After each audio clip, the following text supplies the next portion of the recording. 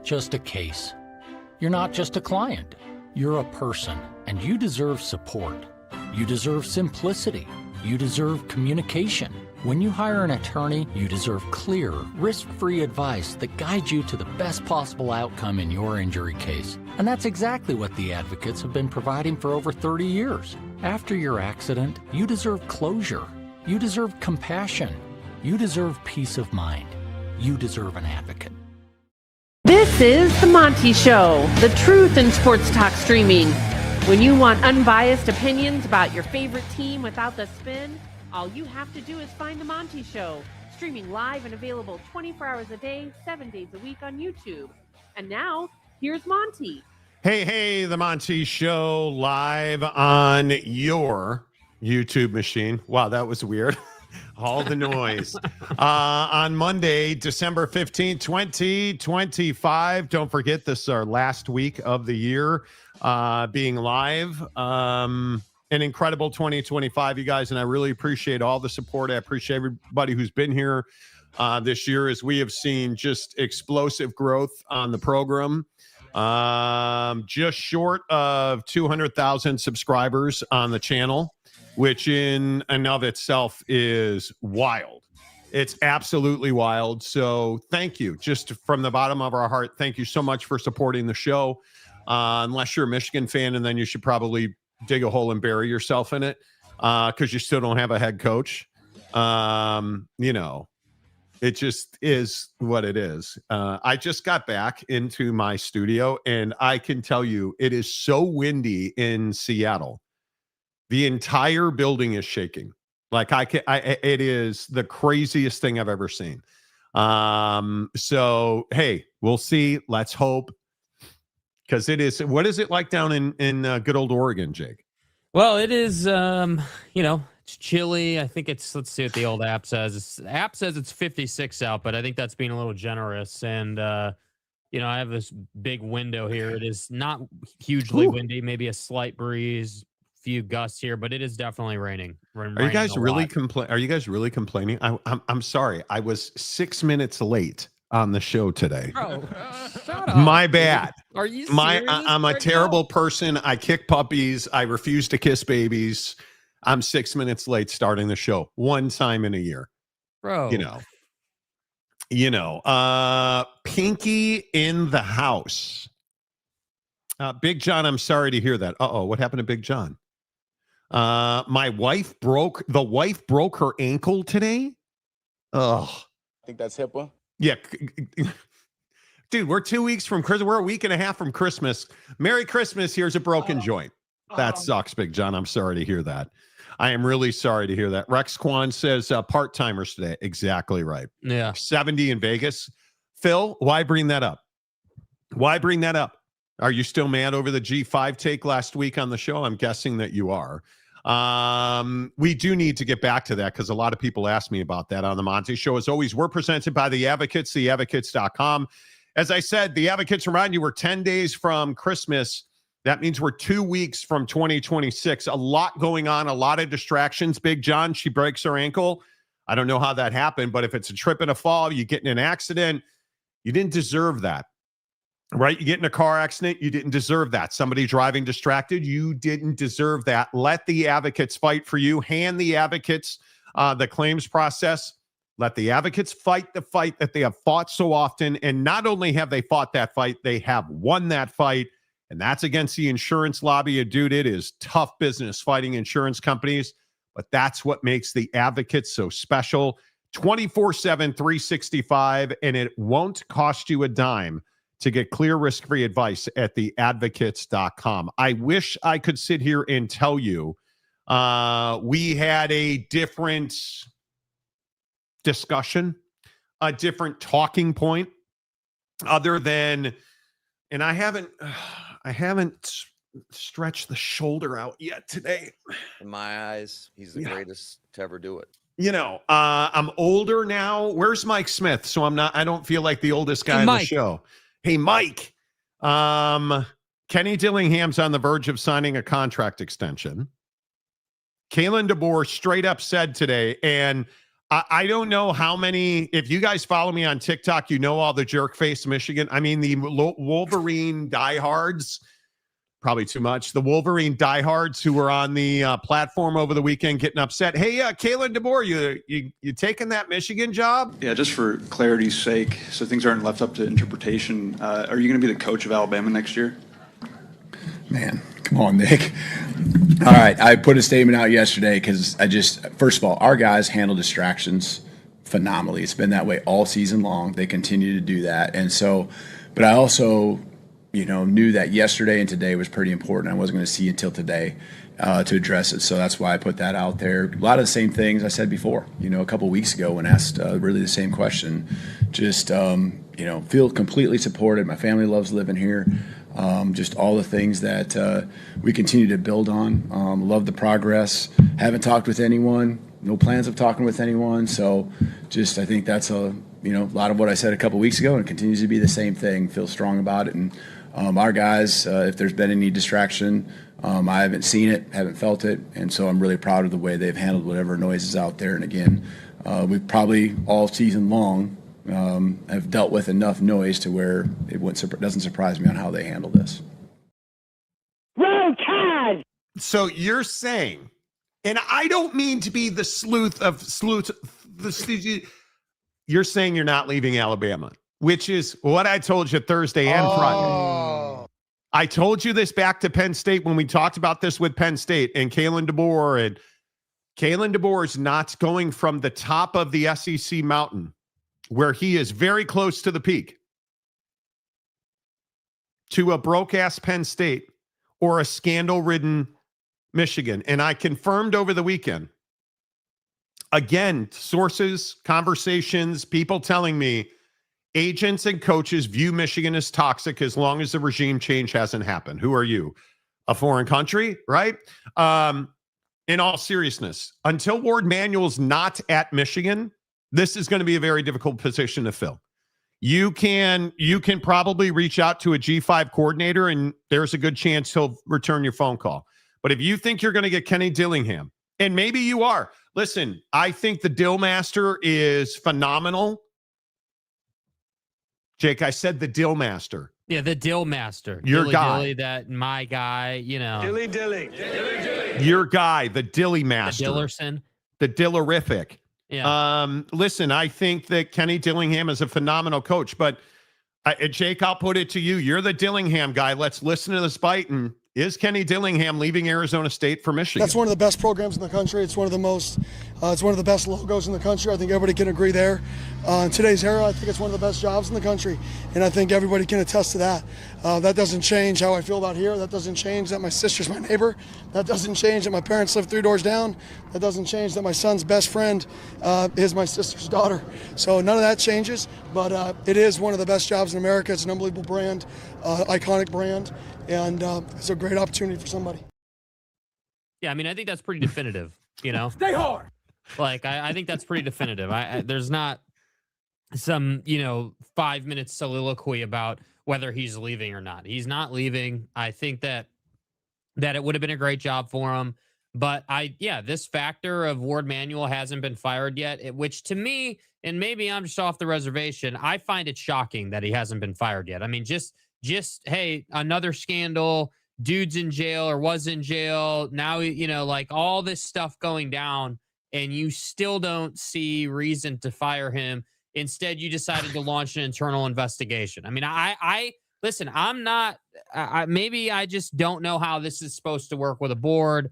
Maybe they're just trying to get this thing so airtight that there is no way that anybody could push back on him, whether he should have been fired or not. But I think that I had the take of, you should take your time. You should get the right guy. You should not be in a hurry before the portal.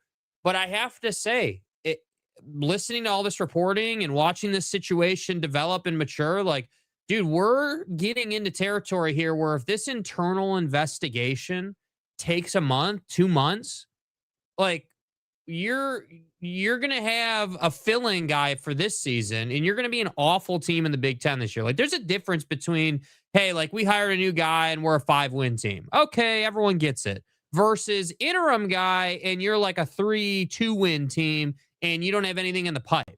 Like there's a difference. So I'm very curious to see how long this will take. Yeah, and I can tell you, just talking to college football sources, and we broke this story, and it has not changed. Remember, everybody was on our guy Marcus because Marcus said that Warde Manuel was going to be terminated. We have told you from the beginning. Michigan hired a law firm to do an investigation into Sheronne Moore. They found nothing that they could use to fire Sheronne Moore. Then when whatever happened seemingly Friday, Saturday, Sunday, Monday of last week, this young lady that he was having an affair with, allegedly, goes to administration, shows them receipts, Sheronne gets fired. Now we have a law firm in Chicago that, with all transparency, is a Michigan law firm. They're all Michigan alums, Michigan law alums, which is not a bad thing because Michigan law, and we tend to forget this in the grand malaise of job of the manual is some kind of incompetent fool. Mm-hmm. Michigan law is top notch. It is one of the finest law schools in the country. They make unbelievably good lawyers. Doesn't get any more red, white, and blue than that. But this is a Michigan law firm. Their job is to investigate the athletic department. Is their job to investigate Sheronne Moore? No. Their job is to investigate the athletic department. And when you think about that, who are they investigating? They're investigating Sheronne Moore. And I can tell you the pervasive belief is Sheronne Moore is on the clock. Warde Manuel's on the clock. They're investigating Warde Manuel. And my belief is, based on information that I've got, is that Warde Manuel is going to be terminated at the end of this investigation. You would be foolish to just terminate him right now, right out of the gate, because you're opening yourself up to a lawsuit. What does this window in time allow Michigan to do? Well, one, I think it allows Michigan to get away from Sheronne Moore and put some space between Sheronne Moore and that situation. And two, I think it allows Michigan to conduct a thorough, which is very needed, a thorough deep dive into why have there been so many scandals and mistakes in this athletic department? Where do you think they end up parking that car? In Warde Manuel's garage. He's going to be held responsible for this. And the belief is, I could tell you, talking to people around college football, that Warde Manuel will ultimately be terminated.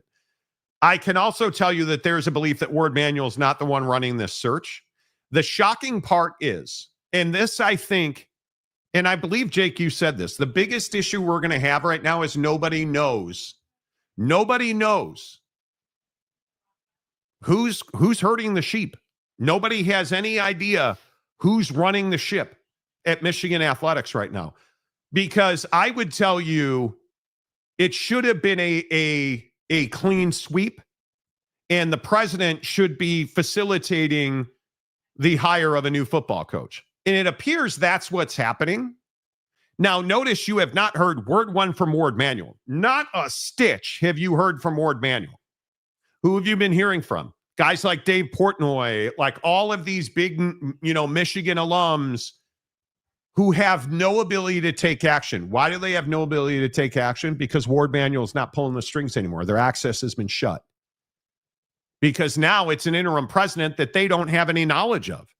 Yeah, well, that was going to be what I was going to say is you talk about like, hey, who's herding the sheep? You don't even have a president. You have an interim president. You have an interim president. And that's a difference. And I know that might seem slight. I know that might seem like, it's well, what do you mean? It's just a label. Well, no, it's everything. Because, if you're an interim anything, you're a fill-in. You are a placeholder until you get the full tag, until you get the full title and full responsibility, until you sign that document.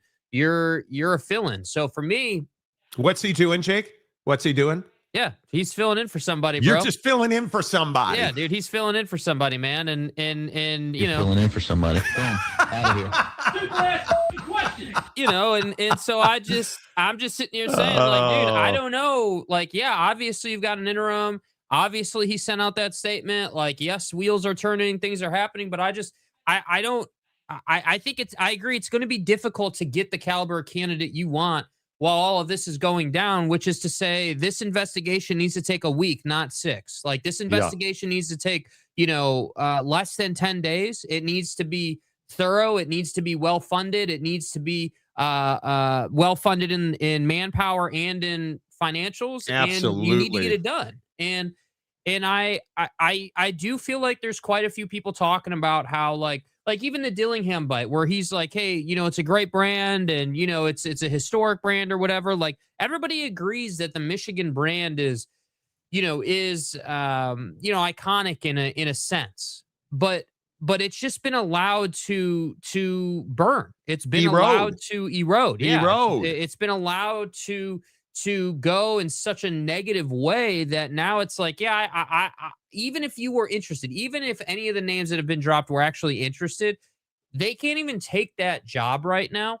because they don't know who the president's going to be. They don't even know who the athletic director is going to be, let alone the person they're reporting to. Because again, nobody's bringing that up either. It was such a big deal in the LSU Lane Kiffin saga, but nobody wants to talk about that with Michigan. Who the hell is the head coach supposed to be reporting to at Michigan? Because the traditional tree is head coach, athletic director, president, but that doesn't mean that that's necessarily the case at every institution. Yeah, and right away, it is thought that Kelly Dillingham. I could tell you, I'm getting text messages right now from one source, and I'm trying to confirm it through a second. But Kenny Dillingham is going to announce an extension here in the next couple of days. So Michigan's window to hire Kenny Dillingham is shrinking very quickly. And I think one of the other hardest parts of this for Michigan fan is that Ohio State is. If there's a gold standard in college football right now and it's not Ohio State, I don't know who it would be. You have a Heisman Trophy finalist. You have one of the best coaches in college football. You have one of the best rosters in college football. You have a perennial participant in the college football playoff. And you have a story. Yeah. And you have a program at Ohio State that just doesn't make mistakes like this. Ryan Day's not putting butter knives in harm's way, right? Like, and I'm being brutally honest. I'm not joking. That would be one of the most surprising heel turns in the history of our world, right? I am amazed at what happened at Michigan. I am not surprised. That's the sad part. And I'm not trying to be a red ass about this, and I'm not trying to be a jerk. I look at the scumbags at Penn State. Who's really surprised? Who's really surprised that they wound up without a coach to hire? They got shut out, right? Like they absolutely got shut out. And I think they fell into a guy that is spectacular. Spectacular. But they're so, in my opinion, behind the curve at this point. Do you know how long it's going to take to change the culture at Penn State? It's going to take a long time. Guys did not want to interview for that job. Yeah, well, and I think, listen, with all due respect to Matt Campbell, like, sure, is it a great hire? Sure. But there are levels to the game. Matt Campbell's not Ryan Day. Matt Campbell's not Kirby Smart. Matt Campbell certainly is not Kalen DeBoer or Steve Sarkisian. I would agree with that 100%. I think that Matt Campbell, I'm sure will do a good job. I would genuinely be surprised if there was, scandal under Matt Campbell. I think that Matt has proven, that he just doesn't run a program like that. And listen, I do think that there is, like, there's two things at play here. Like, I agree, Penn State, Michigan, and Ohio State's not innocent, but modern day Ohio State's been damn near perfect, right? Like they haven't had any scandal in quite some time, long enough to where kids being born 5 years ago wouldn't probably be educated on all the perv and liar stuff and everything that went down. Listen, the domestic violence stuff, the tattoo stuff, the Terrell Pryor stuff, the Jim Tressel stuff, we can all play the game, right? In the modern era, where bag men are supposedly a thing of the past, And you look at the way that Ohio State has left that behind, and Ryan Day has. What has Ryan Day done? If we're truth telling about Ohio State, why is Ohio State elite in the Big Ten right now? Well, they have really good people. And then when they lose people, they don't. What did they do when they lost Chip Kelly? Did they downgrade? No, they upgraded. They clearly upgraded. What happened when they lost Jim Knowles, who now we know was not a loss? They upgraded. That's what good men do. That's what good leaders do. They upgrade. They don't fall back to hope. They upgrade. They take proactive action. It's Steve Sarkisian. It's Chris Peterson. It's all these guys who, what do? They make head coaches. Right? That's what Ryan Day does at Ohio State. What does Jim Harbaugh do at Michigan? He cheats. He lies. That's what he does. He leaves to the NFL. That's what he does. He panics. It's unthinkably disgusting to me that Jim Harbaugh, and you have all these Michigan fans, and go follow me on TikTok, please. I'm trying to get to 10,000 so your boy can be rich. Your boy can be rich. And I want that known. But you know, I hear from Michigan fans every day who are like, "Oh, we bet Jesse Minter's the exact right guy." He is. Jesse Minter's not the right guy. You need, and this is the thing that I think Michigan people struggle with. Being a Michigan man is not something to be proud of anymore. It's not a badge of honor, brother. No, it really is not. And that sucks. If we're being honest, that sucks because you need something to hang on to. And right now, you're not Ohio State. You're not Oregon.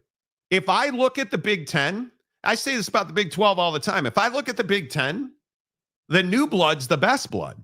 You're probably in a position at Michigan where you need Jed Fish to pick up the phone. You probably don't want it to be Jed Fish. You need it to be Jed Fish because you're not getting Kalen DeBoer. And if Dilly signs a contract extension, you're not getting Kenny Dillingham. Where are you going to go? Allegedly, and again, I'm just using, I know the drama from last week. Let's use Taylor Lewan's logic because that's ever a good idea. Jesus. You know, apparently Michigan has so many resources that they can get guys who have already signed extensions as well, not just guys who are trying to. Yeah. Matt Campbell. So again, you look at the Big Ten, and let's just put this to bed right now because I see Penn State bots and everyone getting all pissed off about Matt Campbell already. Let me just put you into perspective here. So Ryan Day's number 1, Kurt Signetti's number 2, Dan Lanning's number 3, and wait, whoa. Did I just hear you downgrade? Dan slamming into your throat? Did I just hear you? What's an erection? Yeah, it happened. And let me just refresh us here. This has really been quickly. the most. This has been a day. My watch is now dead, but it's 2:30 on December 15th, and Jake has just disavowed his love of throat slamming Dan Lanning. Well, I never throat slammed anything.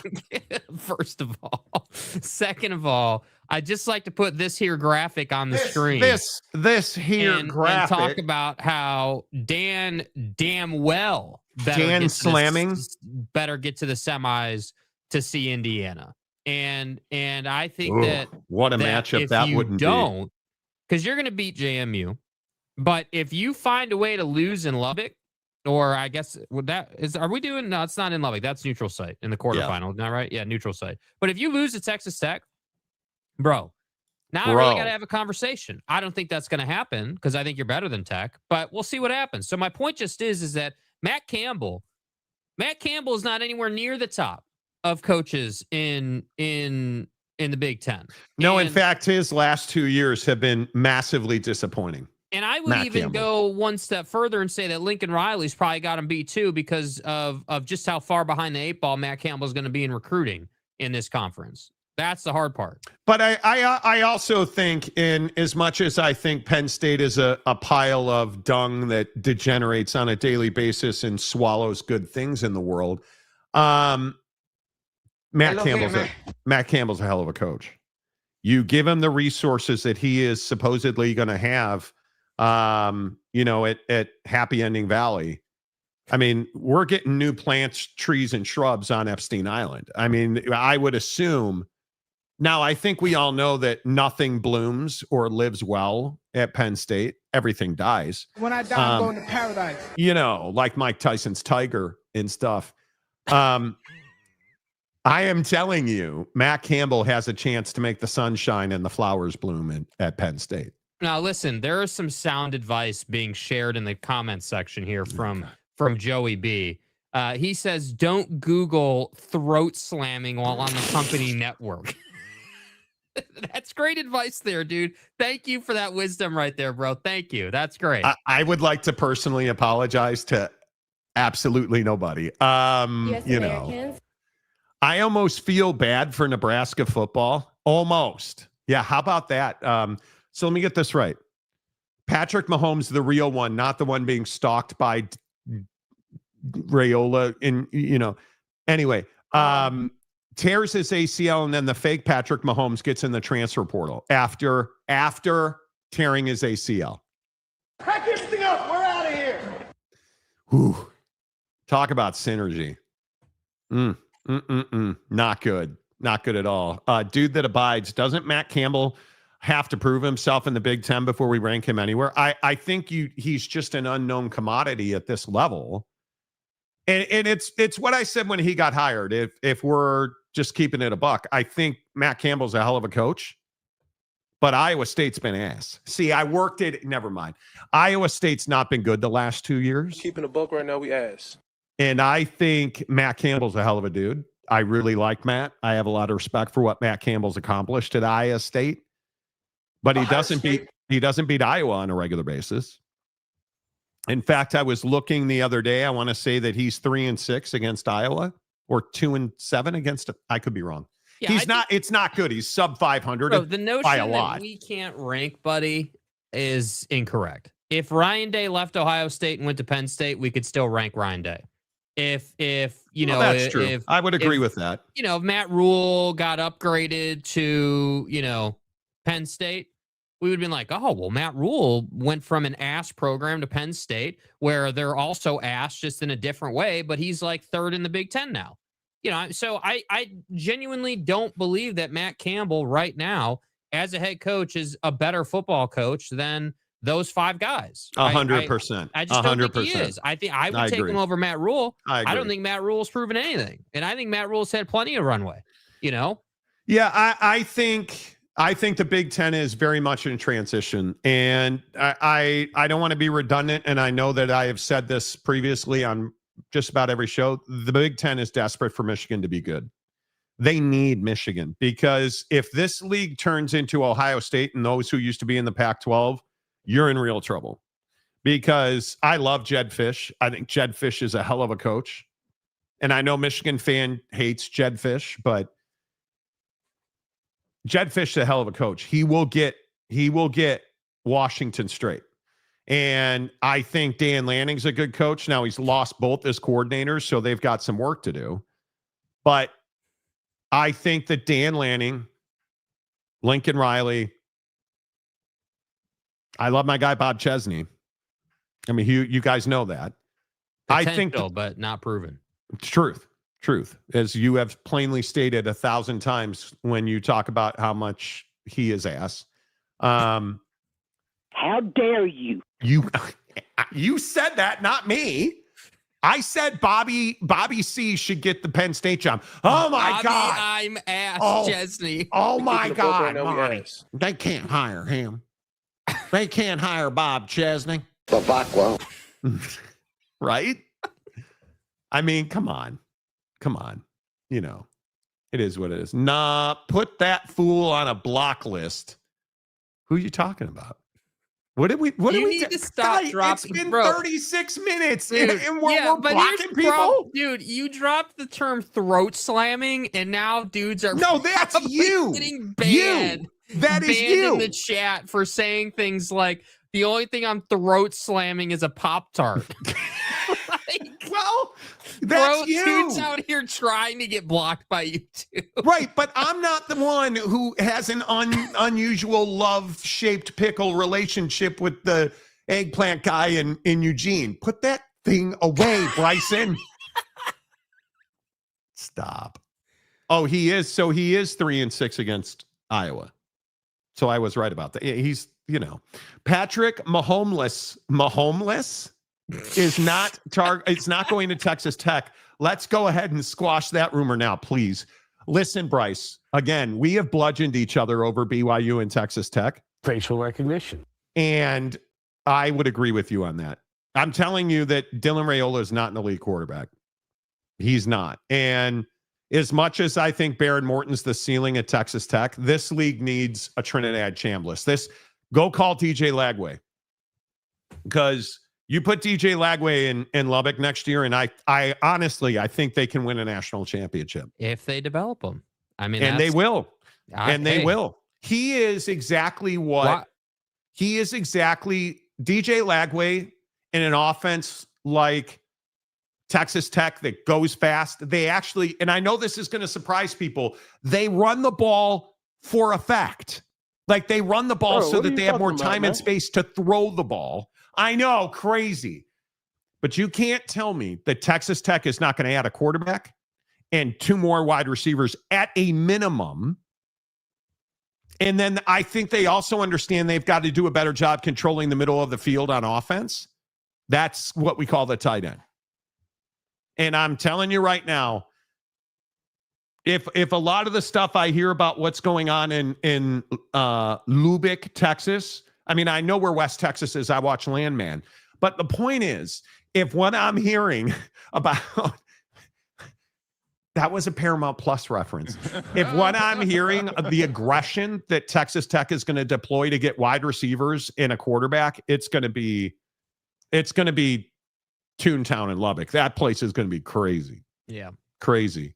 I would love DJ Lagway to come to Tech, but I don't see DJ leaving the SEC. Oh, I think there's a lot of reason why he would leave the SEC. Because I think he knows that there's probably not a home for him that is going to put him on national TV every week. I just don't see that. I think he'll end up in a place where they're graduating a quarterback. And I also think, not for nothing, I also think a lot of these quarterbacks are going to come back to school. I still maintain Dante Moore is in no way, shape, or form leaving Oregon. And that's why I say, like, if again, Jake, you ready? If we keep it in a buck, DJ Lagway is coming to the Big 12. Because look at all the quarterback openings. TCU, Baylor. He'd be a great, well, no, nobody's a great fit at Baylor because Dave Aranda is keeping it a buck, and he is ass. Yeah, I mean, listen, I think Lenora Sellers is a great case study of what everyone wants to talk about here. So Lenora Sellers is staying another year. Yes, Jake. Yeah, yes! I know. I'm doing this thing today. I want that known. But I think that Lenora Sellers is a good case study for what Lagway can be and the kind of game that he can play and the kind of development that he can achieve in a better system with a better staff. Now, I have to say, it does concern me a little bit, us sitting here talking about him developing under Joey's staff when Baron Morton can't seem to develop or get the hell out of his own way. Now, that very well could be Baron Morton's problem, and that's not lost on me. The guy plays the way he plays. If he's uncoachable, he's uncoachable. But there has been a massive culture shift in the last 18 months at Texas Tech. And Joey predated that. Mm-hmm. And I think then you got money, and there clearly was a move to defense, right? But I'm just saying from style of play. I'm not even saying talent-wise. Like, Barron hasn't really done anything different. Barron is Barron, and they haven't really been able to get him to play a more efficient style. I don't disagree with that. My biggest concern And I don't know how we got away from Michigan being a crap hole, but my biggest concern is that here we sit in a situation where we just don't have an arms race in the Big 12. Let's stop this nonsense. This is going to be about BYU and Texas Tech at the top of this league for probably 2 more years, because I'm a big believer in the money that is being spent in Midland, Texas. That's another landman reference. I'm a big believer in the money that's being spent in Tech, and I'm fully free to admit I was wrong about Joey McGuire. I didn't think he would ever be able to coach a team to the top of this conference. Well, and then they gave him a bunch of money and he went and got a bunch of talent. And Jacob Rodriguez damn near wound up in New York City with a trophy in his hand. That's how good the development is. Look at the way you don't even know the starting running back at Texas Tech. You don't even know the cat's name. None of you do. And look how effective they were between the tackles. In an offense where they wasted Taj Brooks for all 12 years of his Texas Tech career. They wasted him. And you know the more shocking thing, they wasted Tyler Shook apparently because he's looked pretty good in New Orleans. It's crazy to me that here we are with Texas Tech now leading the way, and they're not. Everybody wants to paint Texas Tech as this university. Well, they just spend money, Monty. Well, if you're going to spend money and you're not going to develop the dudes you spend money on, what's the point of spending the money? Because what have I said about Baron Morton? He's not good enough. But why is Baron Morton not good enough anymore? Because he used to be a star, right? We raved about him. Well, because everybody around him's better. They've developed, they've grown, they've brought in talent. And Baron Morton has actually sunk because all the other dudes have risen. And so I look at BYU, look at the development we saw to Bear Bachmeier post first ass whooping down there in Landman country. Mm-hmm. Now, he didn't look better in the second game, if we're being honest. But that cat's going to be in New York City, I think, for the next 2 years. Because next year, I expect Bear Bachmeier to take a mythical jump forward in performance. I not only expect it, I believe it's going to happen. Well, and my name is not Survive the Hunt, and nice I don't hat, look good in that hat, but this dude does, and that's why he's the newest member of the Monty Show. Yeah. You guys have no idea. Today has just been, it's been a day. So just roll with it. David Persons, who's been a member for 11 months. Appreciate you, stud. It is incomprehensible that Manuel still has a job. I think it's a matter of time. Because if they were doing a proper search for a coach, and he was still the guy at Michigan, he'd be talking. Right? I mean, if you're hiring a coach, and if one more of you say, I want the Black M money, nobody. That's what fucking. Yeah, nobody knows what that means. Nobody knows what that means. Yeah, is that M block where all of your former coaches are in prison? Or anyway, the point is, nobody knows. The Block M doesn't mean anything. Because what's going to happen on January 2nd when Bryce Underwood transfers? Because you don't have a coach yet.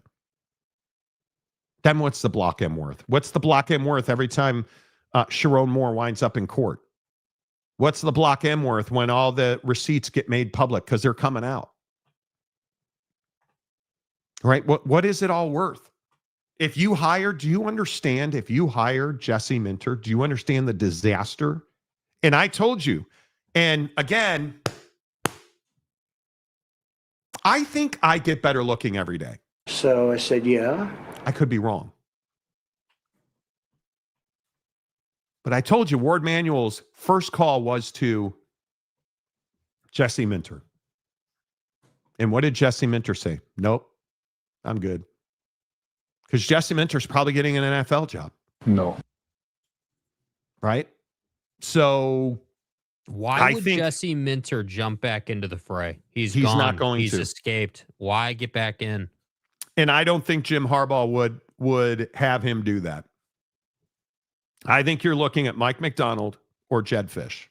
Those are the only two dudes that have shown any interest in this at all. At all. And I think it's going to be very difficult. Very difficult. Oh, yes, Aaron Wilson. Sorsby's in the portal. And I think he'd be a phenomenal fit in Lubbock. I think because he doesn't do stupid guy with the football. He does not. That little 17% balls in danger performance against BYU by Barron was a real turnoff. I think Sorsby's a good one, and so is giving one Monty Show member shit.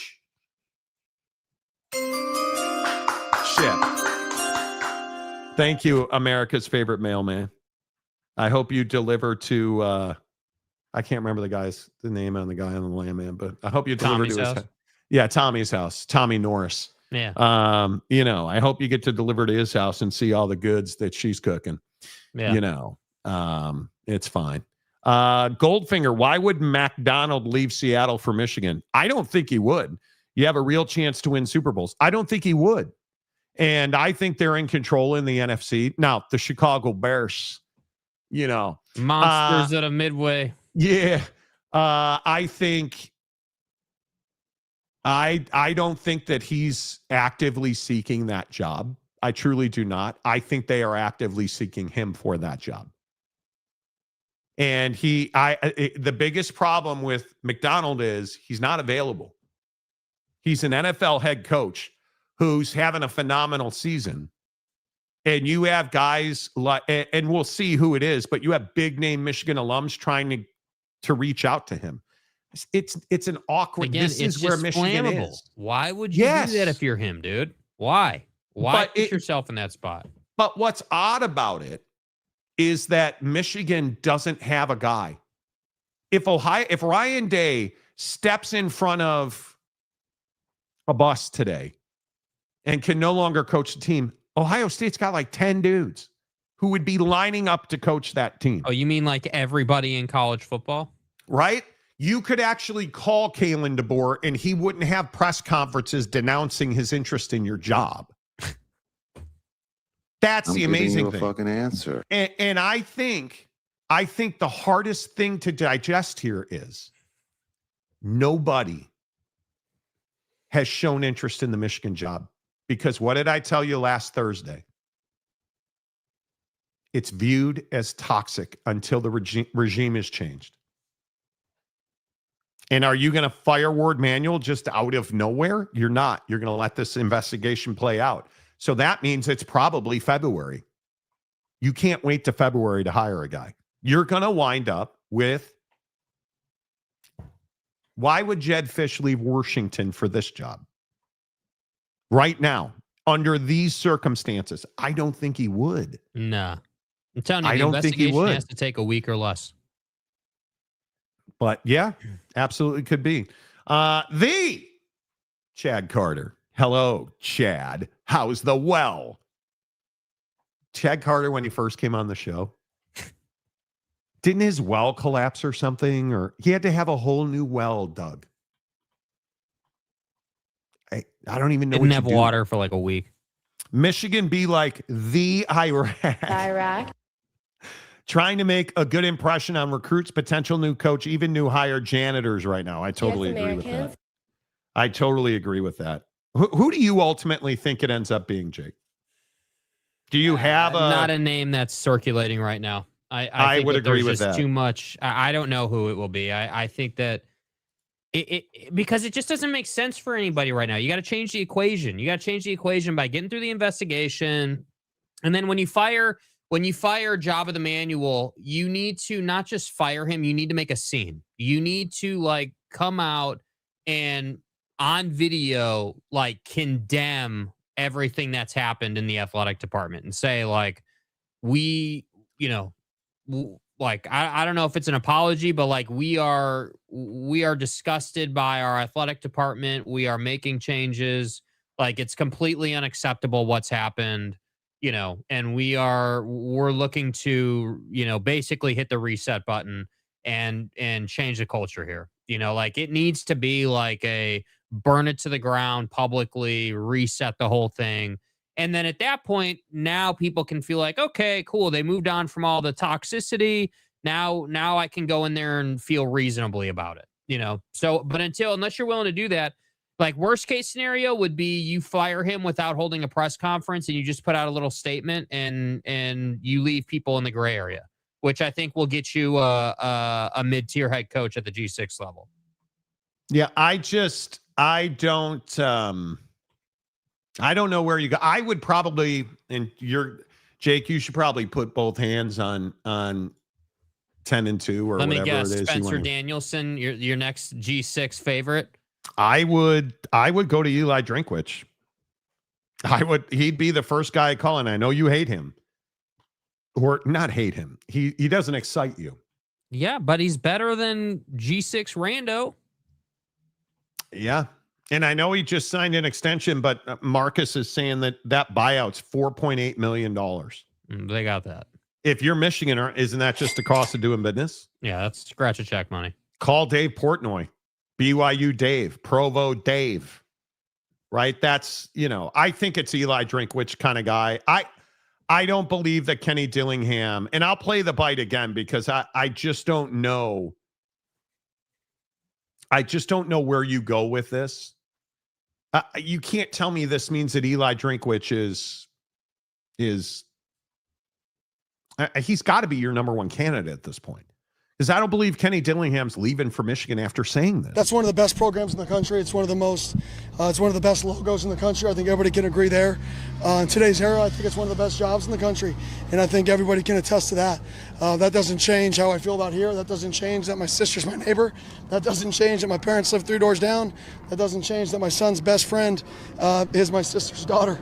So none of that changes, but it is one of the best jobs in America. It's an unbelievable brand, iconic brand.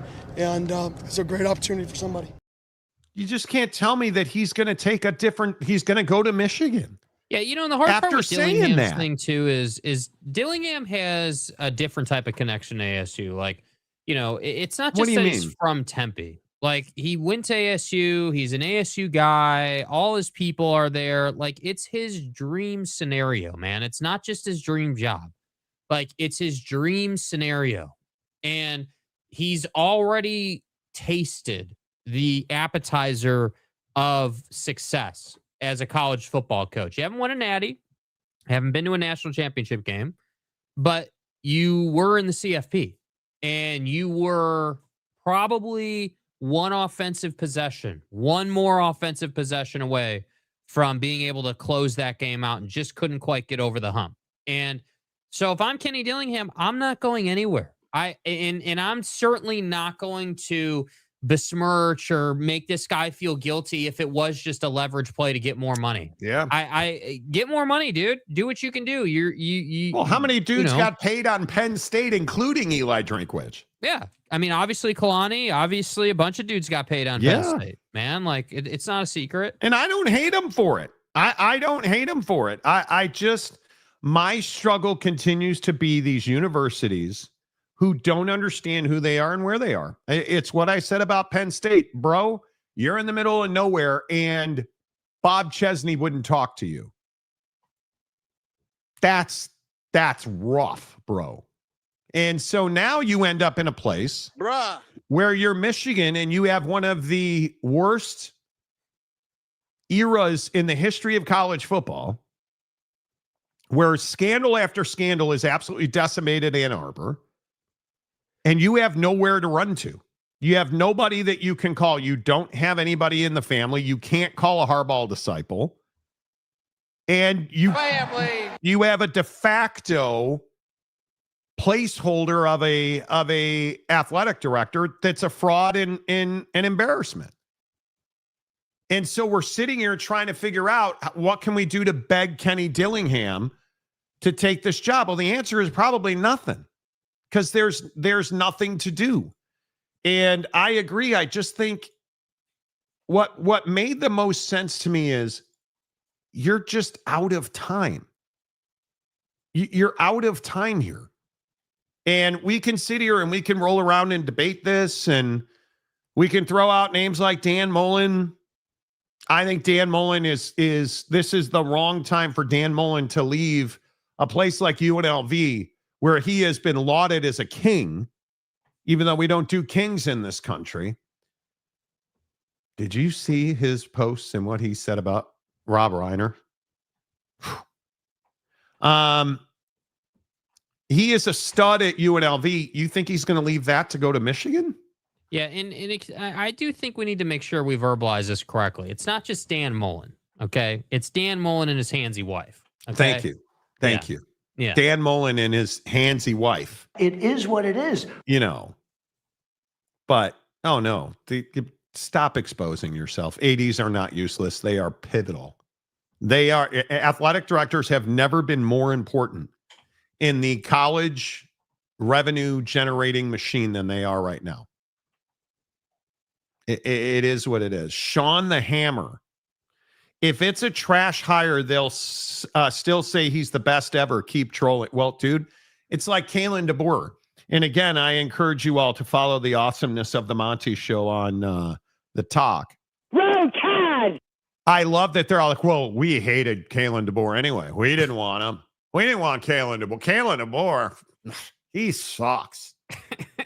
Yeah, but you guys were all up in the elephant's ass when it was like, oh, look, Kalen DeBoer's coming to Ann Arbor. Look at it. Look at my phone. Here's a private plane, boy. Bro, we need to verbalize this correctly. All the Michigan fans were throat slamming the trunk of the Alabama elephant over Kalen DeBoer. That's what they were doing, bro.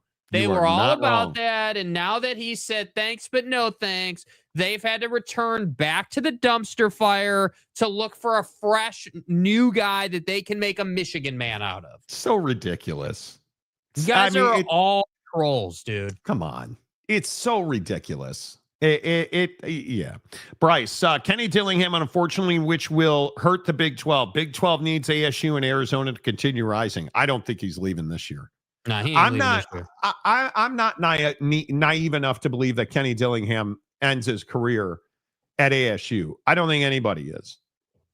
But you're not royalty to step down to being a pauper. Like, you're not. Do you understand? Again, that job is radioactive in the industry. You're not doing that. Yeah, I think the problem for Kenny with Michigan right now is it feels like he's selling out to go there. It feels like you're only going there to get paid more money and to take a job that's perceived to be bigger than the one you have already, instead of, hey, pay me more where I am now, and let's continue to trek forward. Like, that's it. Yeah, I don't see it. I don't think it's happening. I don't believe it's happening. I just don't. I think, yeah, I don't see it. They hire Biff Poggi as a one-year sacrificial lamb. Yeah, that would be a disaster. Hear me out. Is that not what Sheronne Moore was? Was Sheronne Moore not the, hey, we're going to hire you as like a 1 to 3 year guy, and again, you're going to shepherd us through this dark period in the program's history, and then we're going to move on. Only to have you, fraternizing with the staff, only to have you then go to her house and do what you did, only to get bailed out, only to start messaging OnlyFans models. Come on, dude. Wow. How about this for Cincinnati? Nick LaMattina is leaving Western Kentucky to go to Cincinnati to be the director of player personnel. He's 25 years old, and he is a college football rock star. That is a huge hire for Cincinnati. Wow.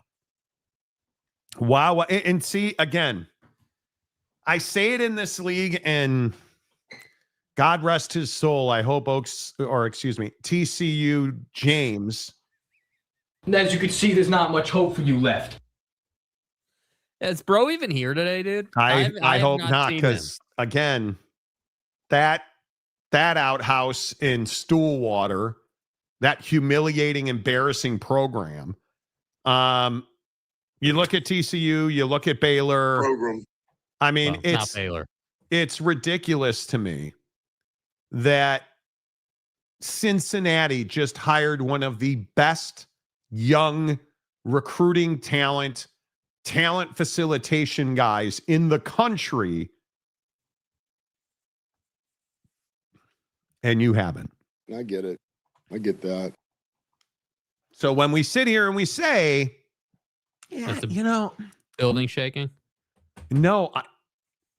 Okay, as a side, I have a window in my studio that's a huge picture window right here. And one of the cool things that I love about the way my condo faces is it faces the flight path of Seattle International Airport. It is so windy in Seattle today, the planes are flying in sideways. I'm not kidding. You know how they do that whole thing where they kind of, it's whatever they call it. It's called crabbing. They fly in sideways against the wind. They're flying in sideways. And I live in the heart of downtown Seattle.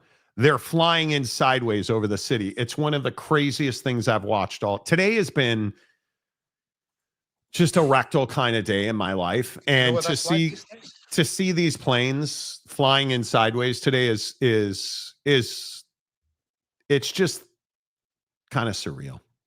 I give up. Brandon Butler, who's been a member for 35. Bro, we have multiple members approaching 40 months of membership on this program. God, I love you guys. I'll comb your beard next time I see you, Brandon. I won't.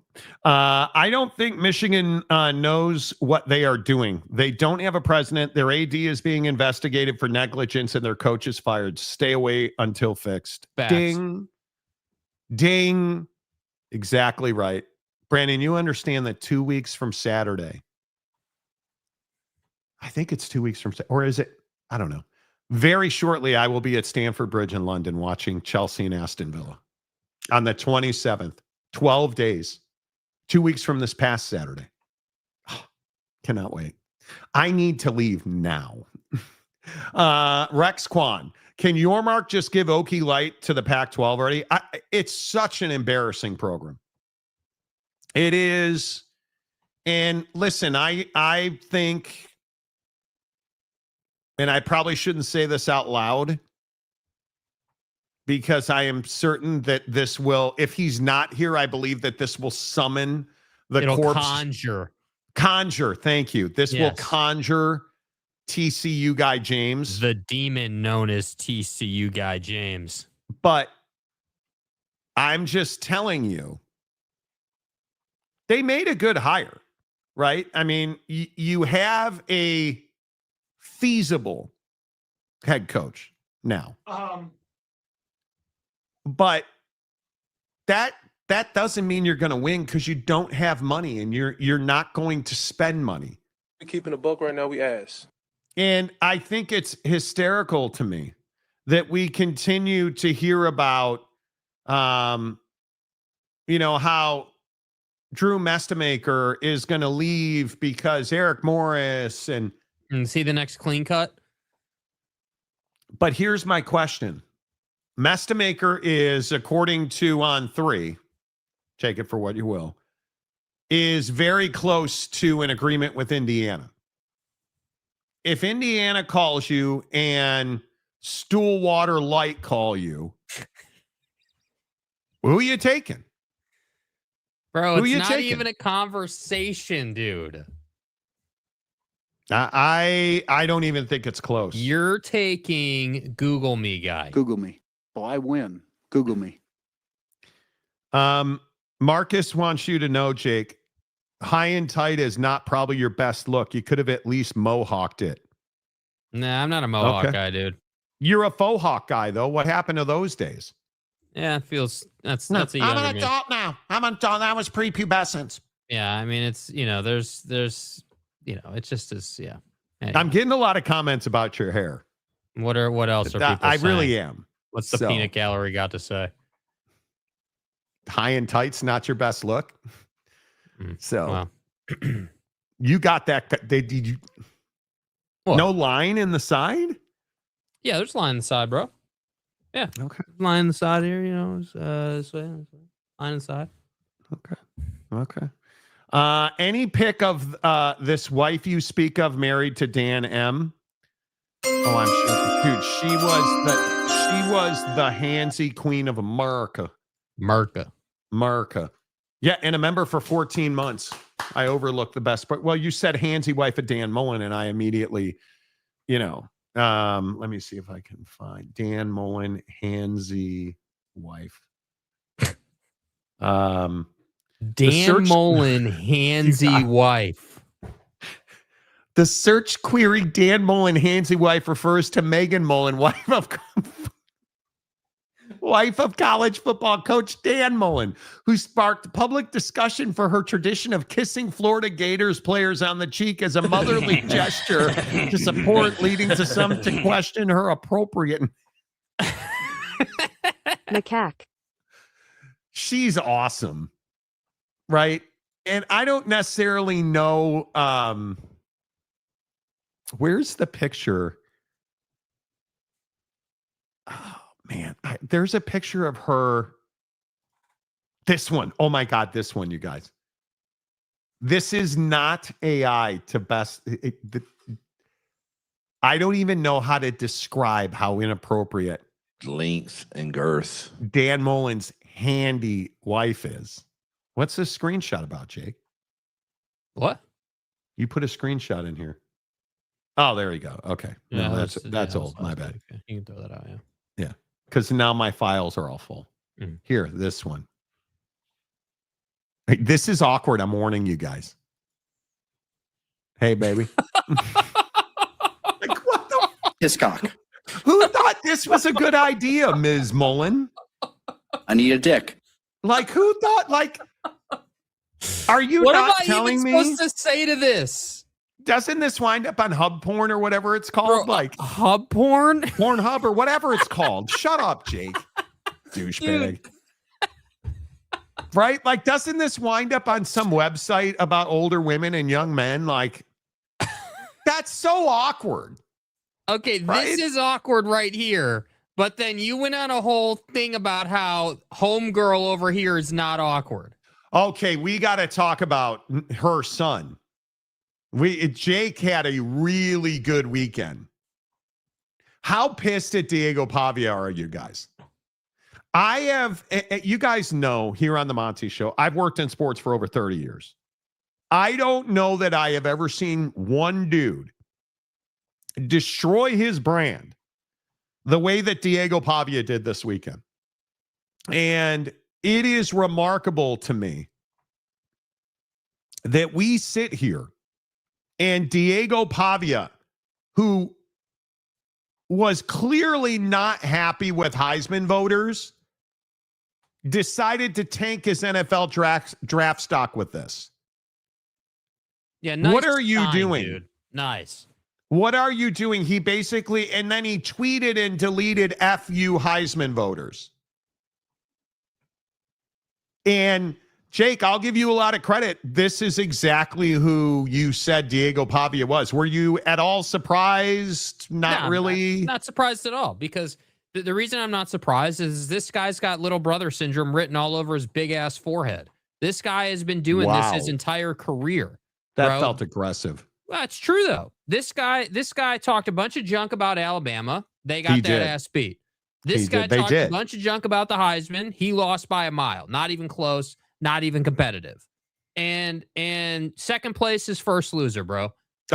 And you don't get to go and talk all that junk and do all the stuff you did walking in and dress the way you did and have the mafioso look walking in and then get a free pass when you lose and then go embarrass yourself at the club. Meanwhile, we've got everybody's All-American Fernando Mendoza talking about Latino heritage and how this was a great showing for every Mexican kid that wants to do something in college football.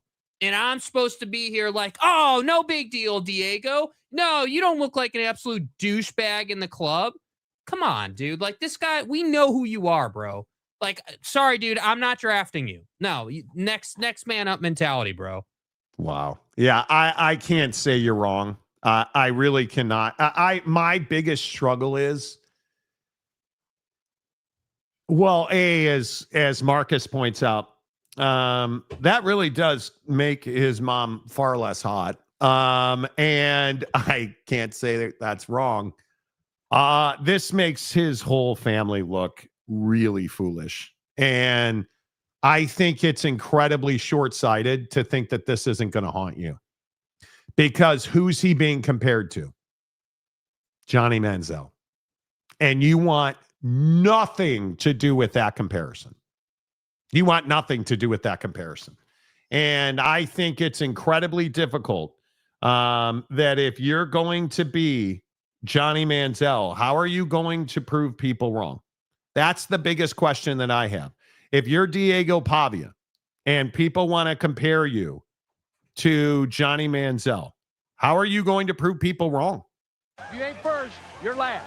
There's no way for Pavia to prove that he's not Johnny Manziel.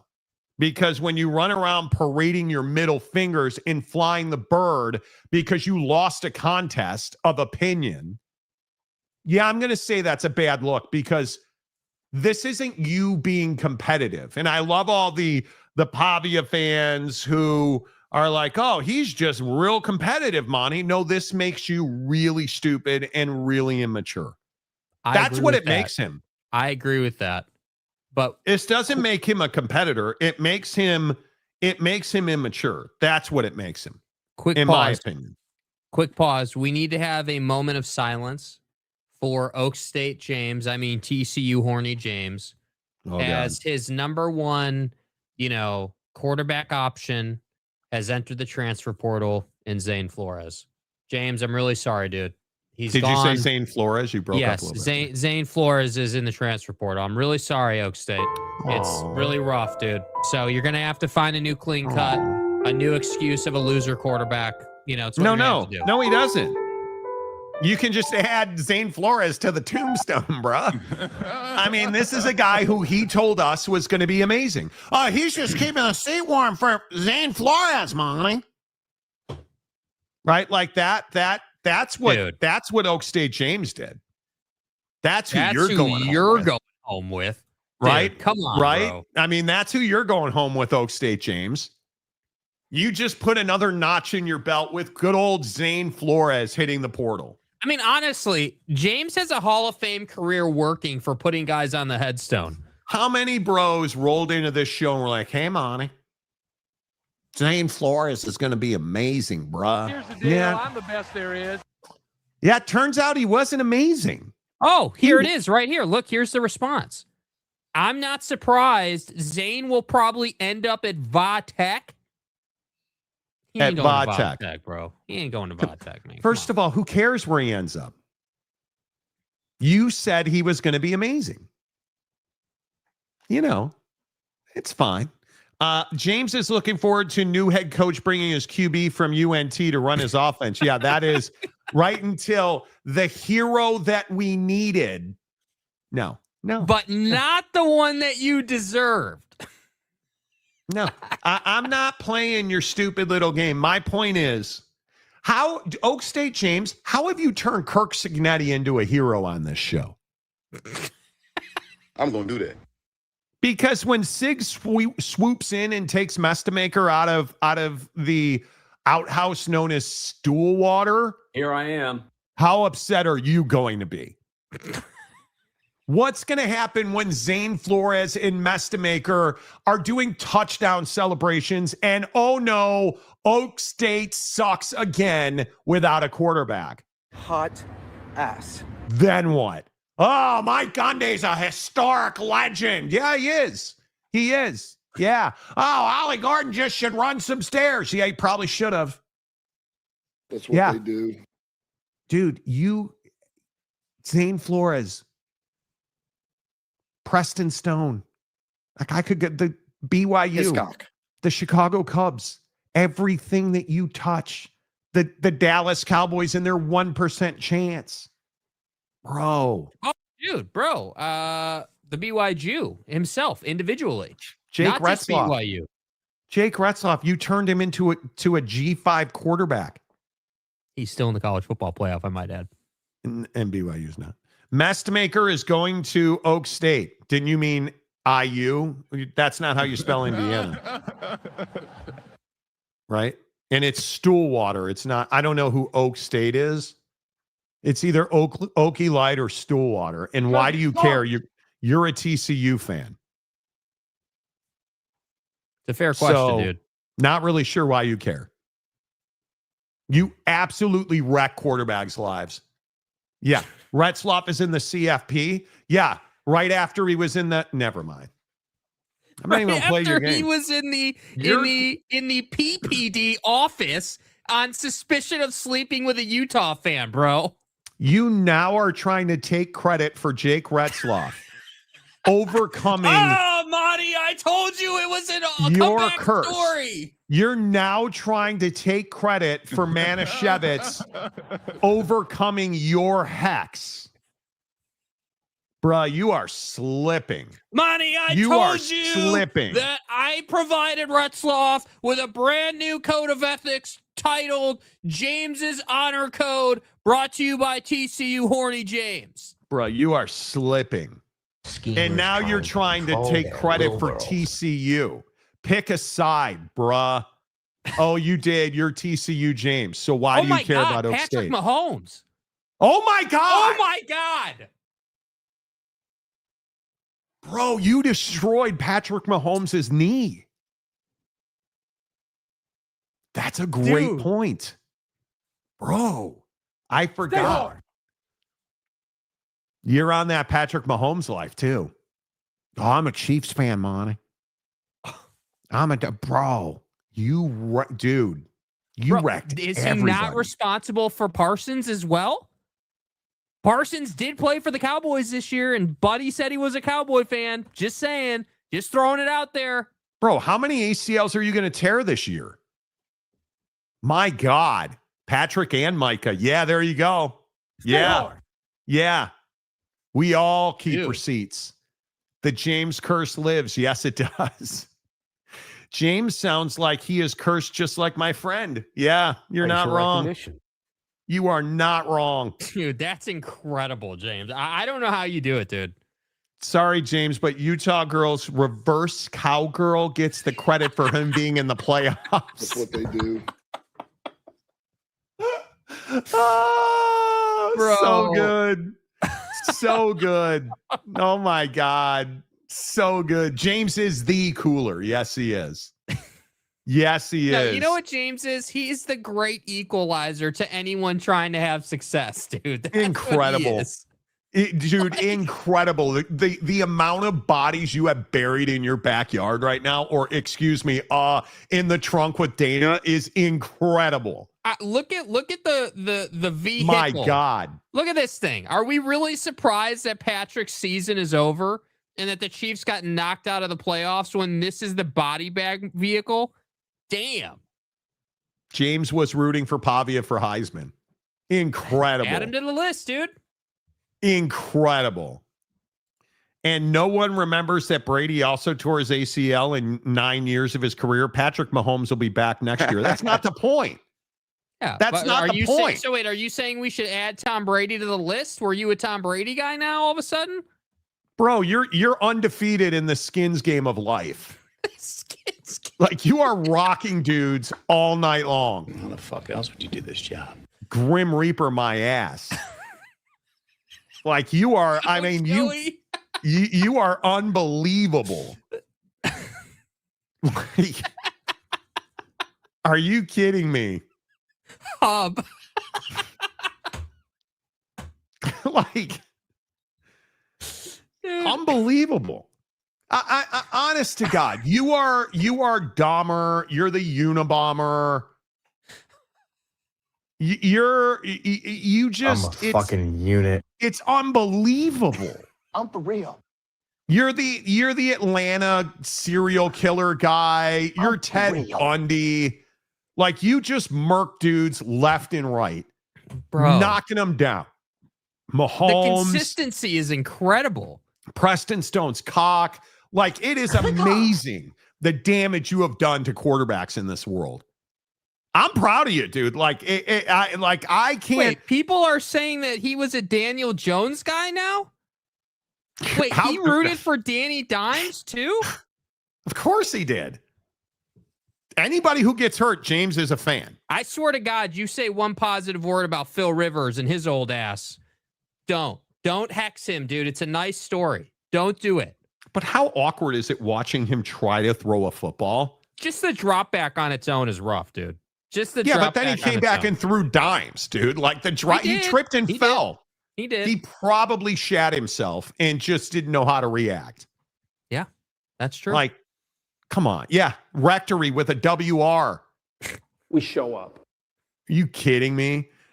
Jeremiah Champion. James, do I need to? Yeah, word timeout's coming, dude. You know, James, use your power for good. Unreal. I mean, it is so uncanny that something good happens in sports. Oak State James becomes a fan. Everyone dies. Right? Oh, Monty, the Cubs dead. Right? Like, oh, the Chicago Bears, Monty. Roma Dunze out for the year. I mean, come on.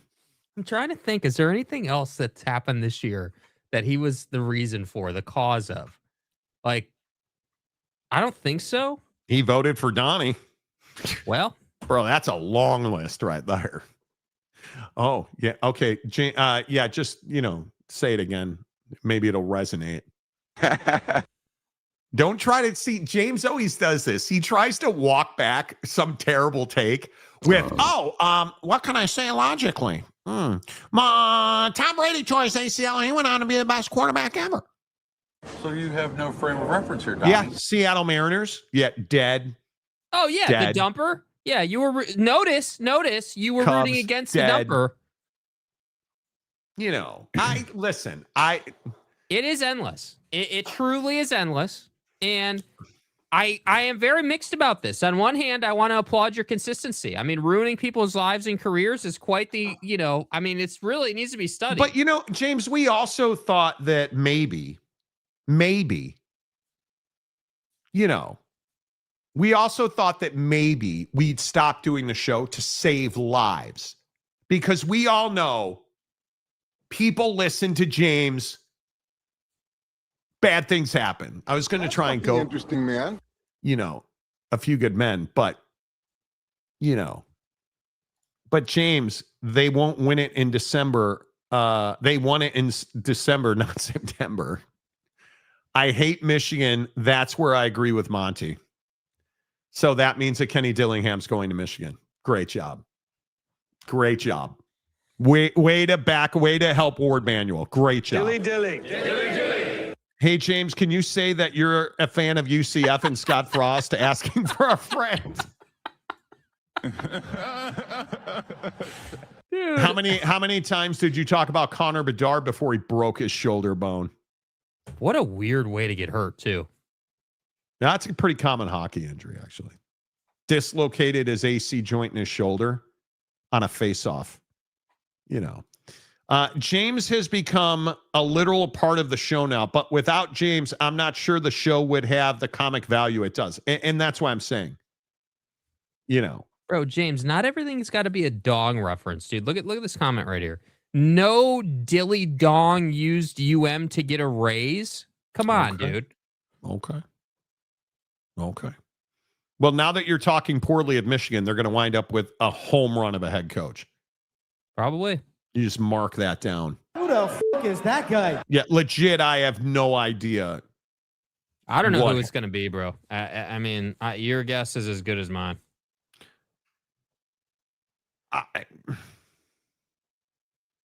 It's not going to be Dillingham or DeBoer.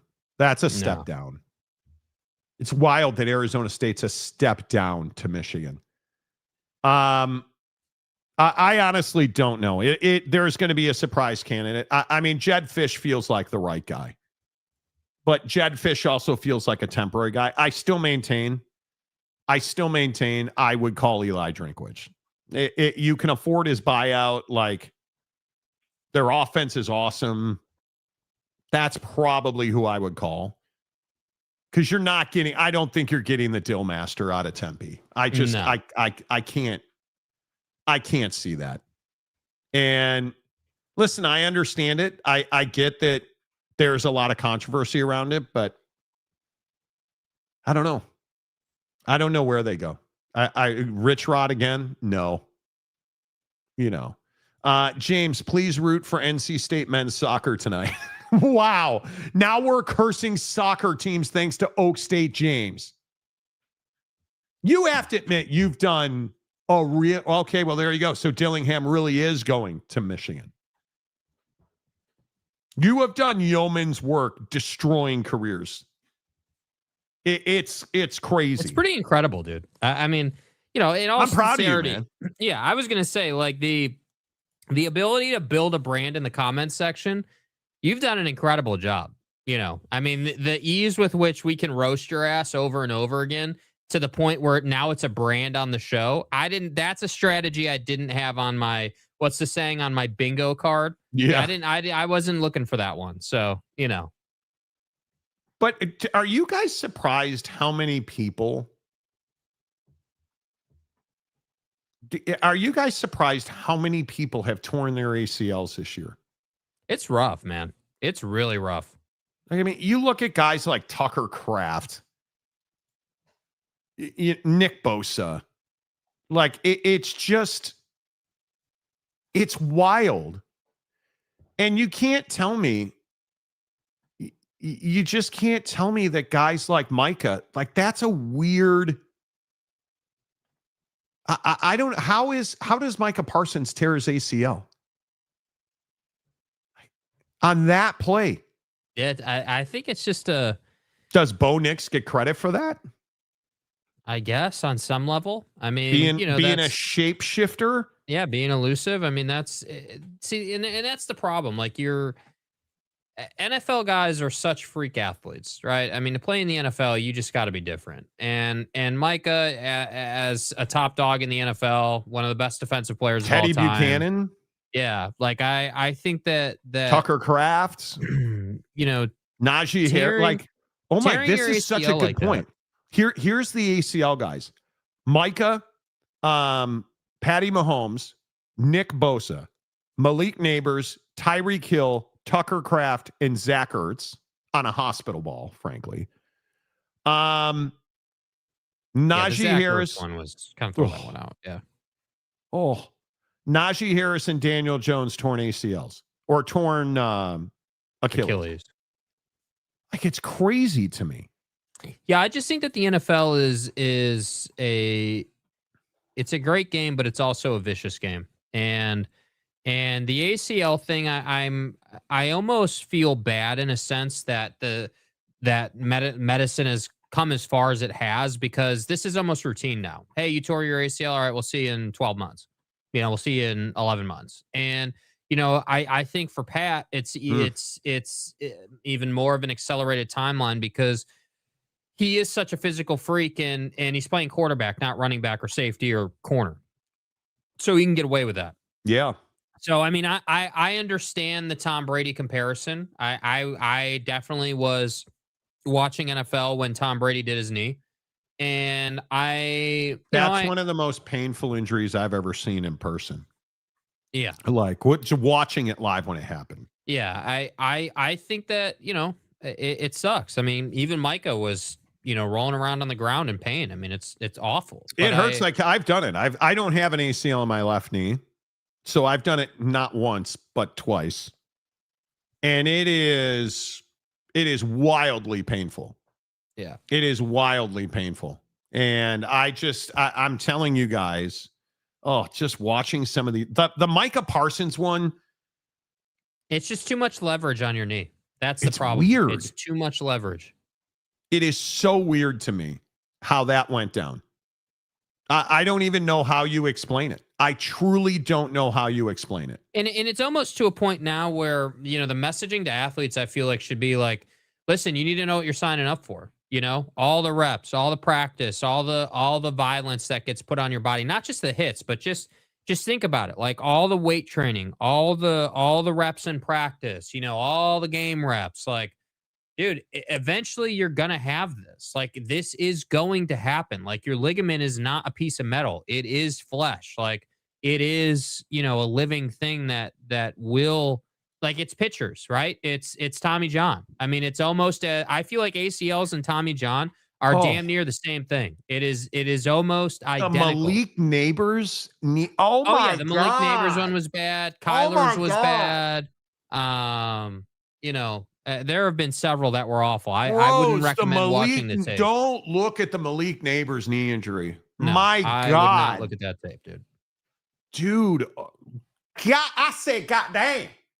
So anyway, I just, my God. Yeah, I think that the and Zach Ertz with that. Oh my God. Yeah, but see, the Zach Ertz one to me, that's a. I maintain that that's a bit of a dirty hit. I think that that's rough. That's a hospital ball. Yes, that is holy dude, crap. Listen, cornerbacks and skill position players on defense are coached to take guys' legs now because you can't hit high. God, I hate Marcus Mariota. Marcus Mariota ends more careers than Oak State James. And that's saying something. Yeah, I mean, ACLs have been obviously going on forever, dude. The RG3 ACL was terrible. Oh my God, you guys. You know, it's not good, dude. Yeah. Oh my God. Bro. Dude, what are you doing? As a kid, Oak State James cheered for Joe Theismann. He was also a huge Alex Smith fan, from what I understand. Brother. Messed up, bro. That is messed up, bro. Oh, well, is there a particular? Oh my God, the Marcus Mariota. Yeah, we can move on from this topic anytime we're ready, man. I ain't trying to watch more tape. Oh, the Zach Ertz one. You just see his knee. Your knees. Oh my God. Oh yeah, I think so. Yes. I think. Oh my God, dude. Like. Wait, what is this? There's a very bright orb in the sky in Seattle. We've gone from a torrential downpour with planes flying sideways to bright sunshine and bro. Cocaine is a hell of a drug. You figure it out because I cannot. I want to. I cannot. And it's fine. Wow. Damn. Yeah. That one looked like he had the back leg going in the wrong direction, like a horse with a knee in the. Oh, dude. Jake, do you have like a terrible injury? There's one in the NBA that stands out to me in recent times. Yeah, I mean, the Kobe Achilles was, that was. No. You thought that was. Achilles injuries are never, like, they don't visually look that bad, in my opinion. You think that was visually that bad? Well, I mean, it wasn't. No, I mean, he just kind of falls down, right? He's trying to drive and he just falls down. But the PG broken leg was nasty. Gordon Hayward. Yeah, well, Gordon Hayward was pretty rough. Dak's ankle was pretty rough. Oh, Dak Prescott's another not Oak State James. Proud of you, James. There's one. Yeah. But on the flip side now, because he's an MVP candidate. Yeah. The pop from Gordon Hayward was so rough, dude. Bro, do you have to talk like that? I mean, the fact that they got that as good as they did on audio is wild. Dude, that's so disgusting. That is so disgusting. Yeah. Like that's the worst thing. Oh my God. Bro, you're not seriously looking at pictures of it. What are you doing, dude? What are you on Ankle Hub looking at all the pictures? Ankle Hub? Dude, shut up. Oh, Monty, he's over there farm strengthening the anklesnaps.com. No, I was Google searching the Paul George hit it on the stanchion thing. Oh, dude. Bro, it isn't that the Kevin Ware leg was nasty, dude. Yeah, I'll never say that again. Dude. I'll never say that again. That is one of the worst effing things. The Kevin Ware, oh my God. Oh, yeah. Yeah, Mike. Connor's leg, nasty. Anderson Silva. Anderson Silva. Yeah, Anderson Silva's twig was one of the worst things I've ever seen. Yeah. Bro. Yeah. Do you like watching fighting, Jake? Do you like watching I boxing? don't like run of the mill stuff. I did enjoy prime Conor McGregor. I liked his style. It was unique. You know, he could throw, you know, as a southpaw, he could switch back and forth. He could throw. Absolutely, he could throw. You know, I didn't like where Conor lost me when he just got so in your face about it. You know, in the money changed him. And you really think that's what it was? Yeah, well, I think the money changed him because then I agree with the people who say that he may have gotten into drugs for a little while and that kind of sidetracked his career. Terrible actor, by the way. Yeah, terrible actor. Yeah, just, you know, so I don't know, man. I think that he's one of the biggest flash in the pan 3-year run guys we've ever seen in sports, in my opinion. I think he had historically awesome moments. Yeah. Yeah. If we're being totally honest, I think the press conference material on its own is legendary. The Aldo stuff, though, to back up the Aldo stuff. Yeah. I mean, forget it. It just was so. It was so unbelievable. It's as good as anything I think we've ever seen in the history of sports. Oh, you know what? One of the gnarliest injuries I ever saw was Shaun White in the Super Pipe hitting his head. In the Olympics. Oh my God! Yes, that was one of the nastiest things I've ever seen done to a human in sports. Yeah. I would agree with that. There are just so many. Yeah. There are so many. That. And that doesn't even include auto racing crashes that we've seen. So, man, I can just think of so many football injuries. Yeah. Just the Mahomes injury is not really that bad. No, he jumps and lands awkwardly. Yeah, he stepped awkwardly. That's the hard. There are just so many. Anyway. Oh, James, dude, what are you doing, bro? You were having a good show. What happened? I am predicting the Bears win the NFC. Why would you say that? See, why would you do that, dude? See, you were having such a good show, bro. Like, you can't help yourself. Yeah, it was going good and like help yourself. You know, toot. DiegoPavia's.com. I'll be back in 10. I had ankle reconstruction 11 years ago. Oh, Nick Chubb's injured. The running back at Miami, Willis McGahee. Ooh, Jake wasn't even in the bag yet. No, I don't know that one. Chewy says Pavia's mom is scorching. He's such a disappointment, though. Come on. Bills' best chance to get there this year with the Chiefs out, but now they've got the Pats and the Broncos. Oh, the Patriots completely collapsing yesterday, you guys. I will never understand it. I will never understand how you just completely fall apart like that. They had that game was over. And I think the things that Josh has done, I have so much respect for what Josh Allen's dealing with this year. That I am just so incredibly, I'm awed by him. And I am awed at how crappy New England was at the end of that game. I don't think so. You know why what I struggle with? Again, the quarterback. Bo Nix is great inside of 10 yards. His mechanics are this is JJ McCarthy. I think Bo Nix is a better quarterback than JJ McCarthy. Don't get me wrong. I'm not. Bo Nix's issue is when the game's on the line and he's got to leverage a throw in a tight window, which always happens in the playoffs. That's where I don't trust him yet. And I think the hard part is what Bo Nix is doing now is executing the play as it's drawn. And you just see these big jumps, and I've talked about it all year on the show.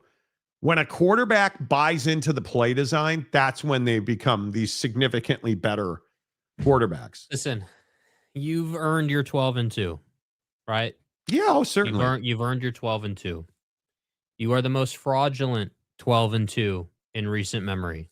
Nobody is going to buy that you're a Super Bowl caliber team until you beat someone in the playoffs that everyone respects. When you do that, you will get the credit you deserve. Nobody agrees that they're the best team in the AFC and no one's beating them in Denver. Put a team in front of them that is a playoff team and is capable of beating them. Go beat that team and, in the playoffs, and then people will give you your credit, man. And I agree. You're having the best season you've had in quite some time, but you can't escape the schedule conversation, bro. You didn't play anybody for 8 weeks. No, you're not escaping that, dude. And I agree. Beating the Packers is a good win. That's a good win. Yeah. I agree with that. That's a good win. But just the narrative, if we're talking narrative, media hype, this is my BYU take. Dude, I don't care what you think of your own team. The reality is nobody nationally thinks that you're a Super Bowl threat. And maybe that's an advantage for you. I don't know. But you're definitely going to have to prove it in the playoffs. Nobody's just going to give you the benefit of the doubt. Yeah, I think it's really important that I think it's going to be really important for Denver to play well in the postseason because that defense is amazing. And I think it's going to be pretty incredible if Bo Nix can take that step forward. But I just look at who the Broncos have played. And this is, you know what?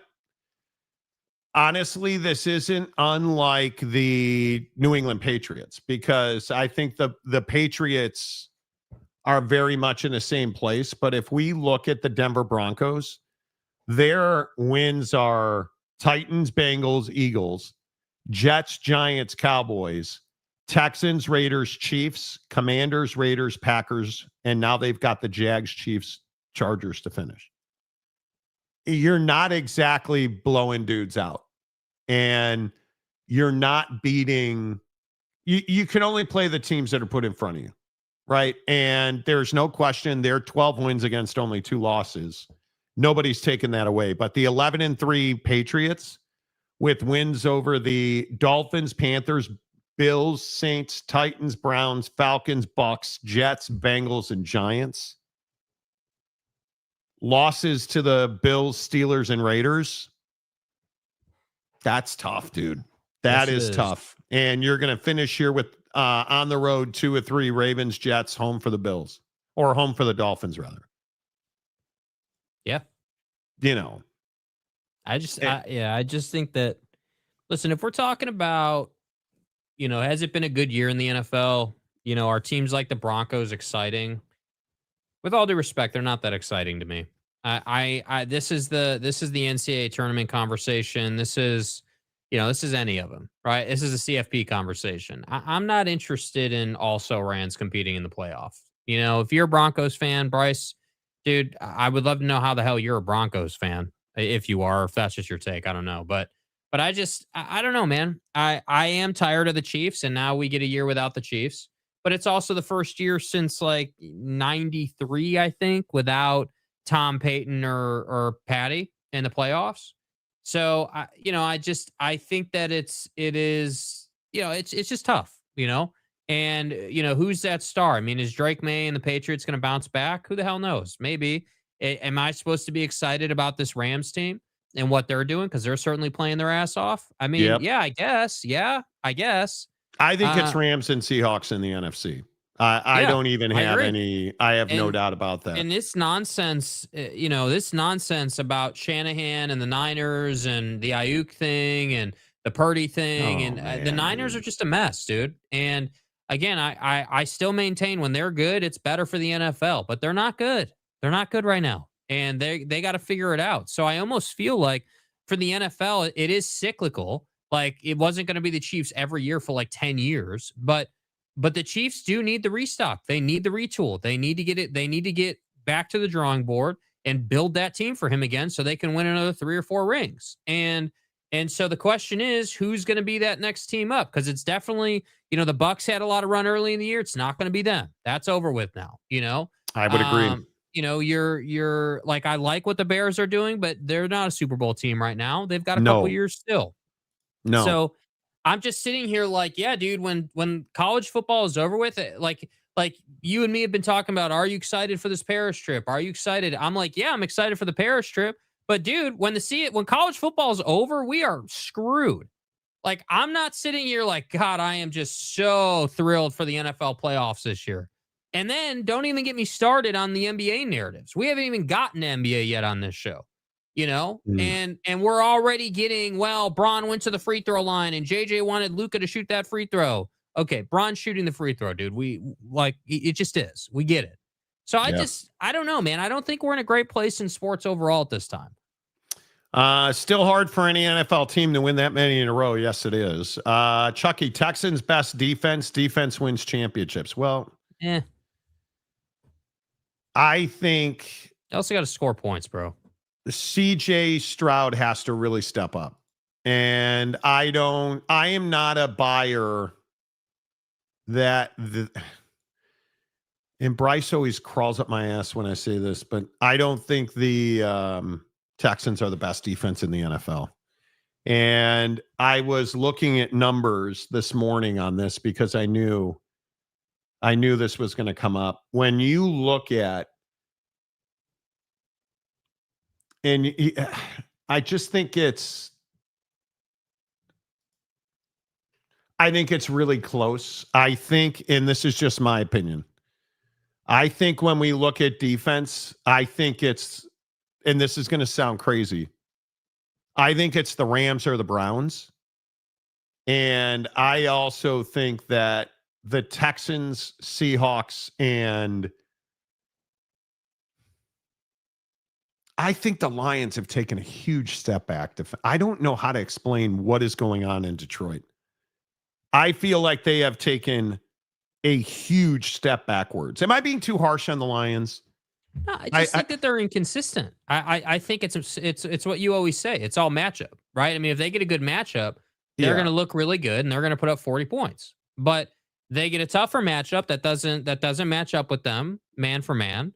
It's going to be tougher and they're going to struggle to put up 27. And that is the difference between winning and losing ball games for them. And again, well, it's what we talked about too. Like, you lose both coordinators. I'm not an Aaron Glenn guy, but the guy could coach defense, right? Ben Johnson, say less, right? We all know what that is. So I just don't think it's hard to understand why that team has taken a step back and why that team is, up and down. Like, it just is what it is. I think Houston would be the best defense in the NFL if they tackled better. I just think they're a really poor tackling defense. And that's tough. The natural man, the Browns are so hard to watch these days. Their offense, how do you give the kid the wrong wristband, dude? That happens in football. I think people are making a huge deal out of that. They didn't sabotage him. It fucking happens. You know what? It doesn't happen. Your wide receivers don't try hard. Well, and Judy can catch a football that hits him in the chest. The wide receivers just don't. They're not. I don't know how to say this about a Stefanski offense. They're not well coached. Shedeur is actually playing better football than it appears. And he's actually appearing to play pretty good football. Like, it's crazy. I agree, but what does CJ look like down the stretch? Huge point on the Texans. NFC way more powerful than the AFC. How about your Seahawks yesterday, though? You figure it out, because I can't. I mean, I understand the power of 10 kids and what that does for Phillips Dong, but the insurance money alone. Just how close the Colts came to winning that game. Did you guys hear that about Phillip Rivers Insurance? Is that that's a known story, right? I think so, yeah. He was 3 days away from losing, or no, he was 2 days away. When he was activated on the Colts roster, he was 2 days away from losing his insurance benefits. For his 10 kids and him and his wife, 12 people. Do you understand that when you retire from the NFL, you get free health insurance for 5 years? He was about to be 5 years out of the NFL. Signed to the active roster with the Indianapolis Colts. 5 more years of free health insurance. Like, are you out your goddamn mind, Phil? And that's after he's done, right? Yes. First of all, can I just ask, who wants 10 kids? I had one and I feel regret. U.S. Americans. You add 9 more to that. That kid's a stud. I have no regret.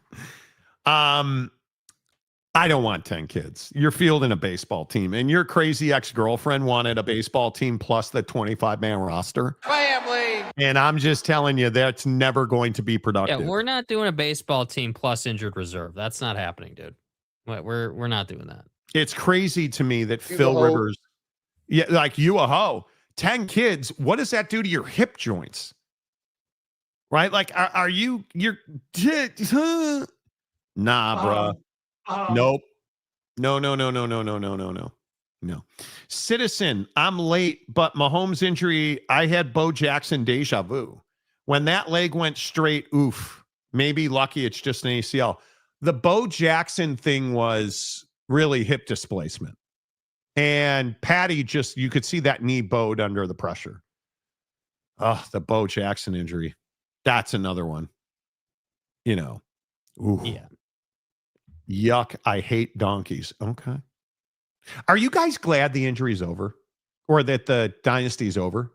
I'm glad the dynasty's over. I hate the Chiefs.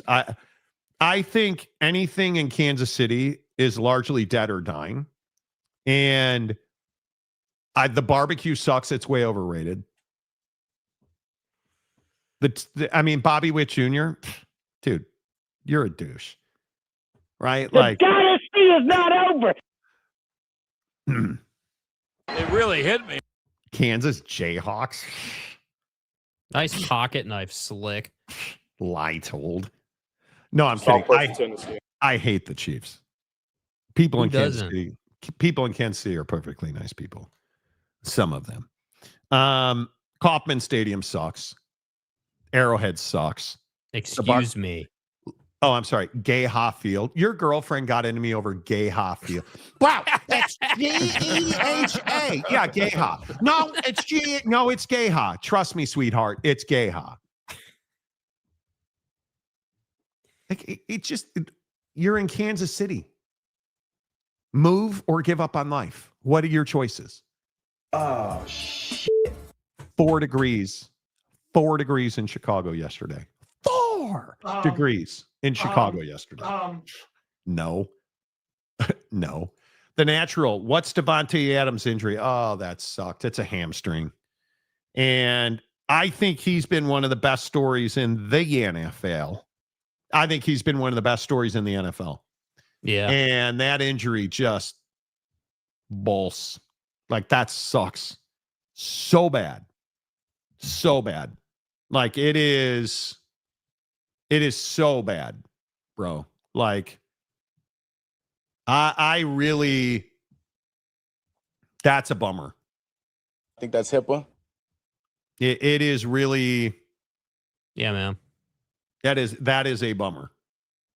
And I hope, and this is my opinion, I really hope that he comes back because they need him. And I think that he really is somebody that, I think he's somebody that he's such a difference maker when he's healthy. And Stafford's been so good and they have such chemistry. But damn, I wish that had not happened. And I don't know how you fix it. But it did. Because he won't be the same this year, in my opinion. Devontae? No. Yeah. No. You don't have that kind of strain. Yeah, and then the Ayuk thing in San Francisco, where Shanahan basically said, yeah, I haven't seen that guy in months. We don't see him. Like, that's how? How did you waste that much money? Like, terrible. I don't even know how you waste that much money. Mapes, happy to see the Chiefs' kingdom fall. Gordon Hayward injury was, ooh. Nope. Joey, Rams Seahawks Thursday night preview of the NFC Championship game. I'm here for it. I am so hard rooting for Sam Darnold. I want the guy to win everything. Dude, I think he got wrecked by the draft. He wound up in the worst spot. And you see now, you wind up with a quarterback developer, and what do you know? You actually play really good football. It's a perfectly calibrated recipe for maximum personal achievement. Oh, Mike White died. How about that? Former Raider head coach Mike White passed away. Man, this was a rough weekend for people dying. It was. The Rob Reiner thing sucks so bad, right? Like, there are a lot of ways to die. Jake, just don't ever stab me to death.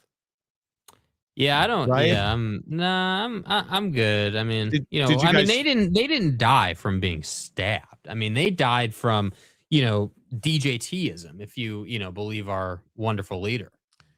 I'm so surprised he did that, and I don't know why I'm surprised. But did you guys hear that about Rob Reiner and his wife? They were murdered by their son, Nick, who's in custody allegedly. Allegedly. That's pretty rough, man. Like, it is. And then the president today tweeted that he essentially said he deserved what he got, which is just incredible to me that you would say that about a guy who I mean, he's been dead hours at that point. Yeah, like 5 minutes. And I don't understand that kind of hyperbole. Right? It just sucks, man. Like, we do so much damage to each other, and we harm each other so much in this country. And I wish we had an understanding of how short and precious life is, right? And how much your life can change so fast. And to think that you've achieved so much in life, and then you have that kind of breakdown within your family, that you wind up, your life ends like that. And I don't care if you're a famous director, an actor, or you're just a dude, you're a garbage man. Like, it doesn't matter. Your life should not end that way. Family. Like, that's the hard part. Yeah, nobody deserves to die like that. That's exactly right, Marcus. Nobody deserves to die like that. If you get stabbed, someone, it doesn't really get more personal than that, dude. It's just terrible. And when you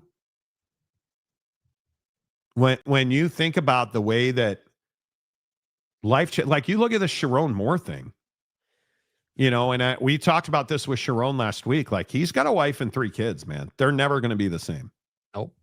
They're never going to be the same. And it's amazing she showed up to court, and it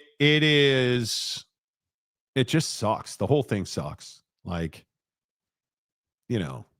I hope that we take from these things, and we understand that we have to appreciate the things that we do. We have to appreciate what we have. Because we have so much and so much more, right? Like, it is, I'm a big believer that, when you have, one of my favorite sayings is, I have everything and just so damn much of it. And on a day like what happened in Australia at Bondi Beach yesterday, you look at what happened at Brown University, you look at what happened with the Reiners, like, you have to take a minute and just understand how good you have it. And that just sucks. The whole thing sucks. Yeah. It just, it's brutal. I appreciate and love James. Everybody does. As much as we joke about Oak State James, he's a vital part of our community. He's a good dude. Yeah. And he's a priest, so, all right. Already hour number 3 of the Monty program. A lot going on. The very latest, in the comment section, let's get in on who do you think will be the next head coach of the Michigan Wolverines. Jake, if you were a betting man, is it Kenny Dillingham? No. If I'm a betting man, I think you can make a lot of money on saying it won't be Kenny Dillingham. I would agree with that. I think it won't be Kenny Dillingham. I think that's very true. I mean, right now, if you said, "Hey, dollars to donuts," you got to put a name out. I'd probably go Jed Fish, just because I think that, he's the most logical fit, and I don't think that the Michigan Wolverines have a lot of choices, right? So when we talk about, hey, who's going to be that next guy at Michigan, I don't think that there's a rock solid answer for that. I think that when we get into the conversations about right moves, wrong moves, I think you have to move on from Warde Manuel at this point before you would even have access to elite candidates. And I just don't think you have the time to do that, because you have to let this. I mean, is there a world where you could put Warde Manuel on an administrative leave? Well, you probably should have done that already. Right. But who knows what lawyers and people are advising. Warde Manuel cannot continue as the athletic director. That can't happen. But you have to shoot for the moon. You got to call the Kennys, the DeBoers. You got to call all of them. Right. You've got to find a way. My opinion is that it really should be somebody with no ties ever to Michigan. I would start over. I think this notion of a Michigan man, I think it's complete hooey. I think it's gone. I think it's dead and buried. I think if you're Michigan, you got to find a way to move on from that. And I just don't know. I don't know how you fix it, because there is no tea leaf that says this gets fixed quickly or correctly, because that's just not who Michigan's been in recent years. So what would have us believing that Michigan will fix it properly or in a timely fashion? Or, well, I mean, the only thing that would have us believing that is that they're sick and tired of being in the middle of scandal, and I don't know definitively one way or the other if that's true. I don't know if that's true or not. I mean, again, I am surprised that the take was that they didn't have enough evidence or reason to fire him yet. I think it's a process. Yeah, they're going through a process that I think eventually leads to Warde Manuel not being the athletic director at Michigan anymore. So suspend him with pay, like take him off the post. Like put him in a place where you're sending the message that we don't condone that behavior or that leadership in our athletic department, and he's suspended with pay pending the investigation. Okay, I get that. That tells me it's process. But you haven't done that, dude. Ward's still your athletic director, which tells me that you're not unequivocally just, torching him. And that to me, this is a zero tolerance situation. You don't get to put out a post where you're talking about how you don't condone this behavior and there's zero tolerance for any of this, but dude still got a job. How's that possible? And I don't disagree that it's a process thing and that he probably gets fired at the end of this investigation, but I just think that Michigan does not understand public perception. They don't understand how, the obvious proper things. This is what people always disagree about. Like, what is the common sense play? Well, to me, the common sense play is suspend him with pay, do the investigation, release the results of the investigation, and fire him. That's the way you should go about it. And that investigation should take you less than 7 business days, in my opinion. So yeah, I think and here's the hard part. And I know that people don't like the hard part. I think there can be no timeline on it. You are paying a law firm. Again, it's a Michigan affiliated law firm. You have a lot of Michigan law grads there. Totally get it. You're paying that law firm to do a job. You got to let it do a job. If that's a day, if that's a month, if that's a decade, let them do a job. You just don't have a choice. And I think the hard part is that you cannot rush this. You cannot rush this. And I think, and I know it's crazy, and I totally understand it. It takes what it takes, as I like to say. It takes what it takes, bro. Like, you cannot do anything that's abnormal here. You need the dirt, because you're going to fire Urban. You're going to fire Warde Manuel for cause. You better have the goods. And if you don't have the goods, you can't fire Warde Manuel. It's as simple as that. But how do you not have the goods at this point? I'm not saying they don't or won't. But I'm just saying, even at this stage, without the investigation, even at this stage. Because without an investigation, you open yourself up to liability. And I just think when you're talking about something like this gal that is involved with Sheronne, bro, if she's not going to sue, I'll sue her for not suing. Like this is lack of every ethical boundary was breached here. Every ethical boundary was breached. Like I mean, I guess I'm not saying you're wrong. I think maybe it's just a philosophical difference. I feel like with the sign stealing scandal, the Blake Corum LLC stuff, certainly the Matt Weiss thing on its own, like, then you've got the Juwan Howard situation. Like you should have, with all the stuff that's gone down, you should already have a treasure trove of evidence that says that you can fire him for cause. And I understand that, hey, maybe you hired the law firm because you do have that treasure trove and you just want to finish this thing off, which again, hey, if that's the take, if that's your strategy, okay, I can respect that.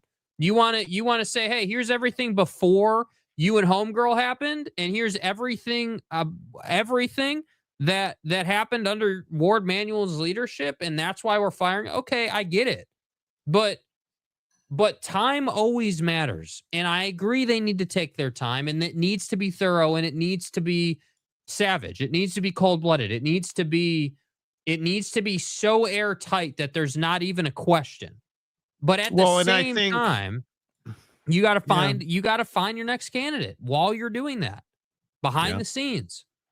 The natural hiring a firm with all alumni tells me just enough to get him gone, but don't find too much more. That's probably true. Listen, you guys, the firm, I know the name Jenner and Block. It's a phenomenal law firm. Now you go to their website, and what you're going to see is that it's Michigan colors. It's blue, yellow, and white. You're going to see that Randy Merberg, who is their managing partner, I believe, is a Michigan law alum, but he's a phenomenal attorney, and he's going to do what needs to be done. And I just think that Warde Manuel's cooked, and I would agree just enough, but not too much. I would agree with that. Heard a rumor that her dad was the one that finally convinced her to turn over the evidence. There's a lot of people talking about the fact that this girl was scared, allegedly, that she was scared for her safety and went to her family, and her family said, hey, you got to do what you got to do. But we don't know that to be true. That's all rumor. But it makes sense. Even though it was obvious breach of contract, you got to wonder if Warde has second thoughts now because he is getting part of the blowback. Of course he does. Of course he does. Citizen X, if a Fish or Dillingham come in and next year they get stripped of 10 to 15 scholars, they're not going to get stripped. Why would they get stripped of 10 to 15 scholarships? There is no there. Right? You look at you're not going to get like this law firm investigating is about insulating the University of Michigan from liability. And essentially taking the trash out. This isn't like, well, they're going to get a death penalty, or I would tell you, I understand we all like to get into, well, they went to Michigan, they're going to cheat. You're talking about people that have a fiduciary responsibility to the law. You're talking about elite legal minds. I know that's not popular, and Ohio State guy's going to tell you these attorneys at this firm are elite. They're unbelievable. The fact that they're educated at Michigan law tells you something, because that's a phenomenal law school. I think you go back to the legal petition that was put in front of a judge to try and block the suspension by the Big Ten of Jim Harbaugh, and the University of Michigan stopping short of an injunction hearing that was a Michigan football player alum and a Michigan law school alum. and they didn't walk into that courtroom and argue a case Michigan man in front of that judge tells you it still matters. And I think that these are all incredibly ethical legal minds. This is not Warde Manuel of the legal world, at least not that we've seen. So I would slow the roll on that. But that's just my opinion. Even though it's an obvious breach of contract, you got to wonder if Warde, totally agree with that.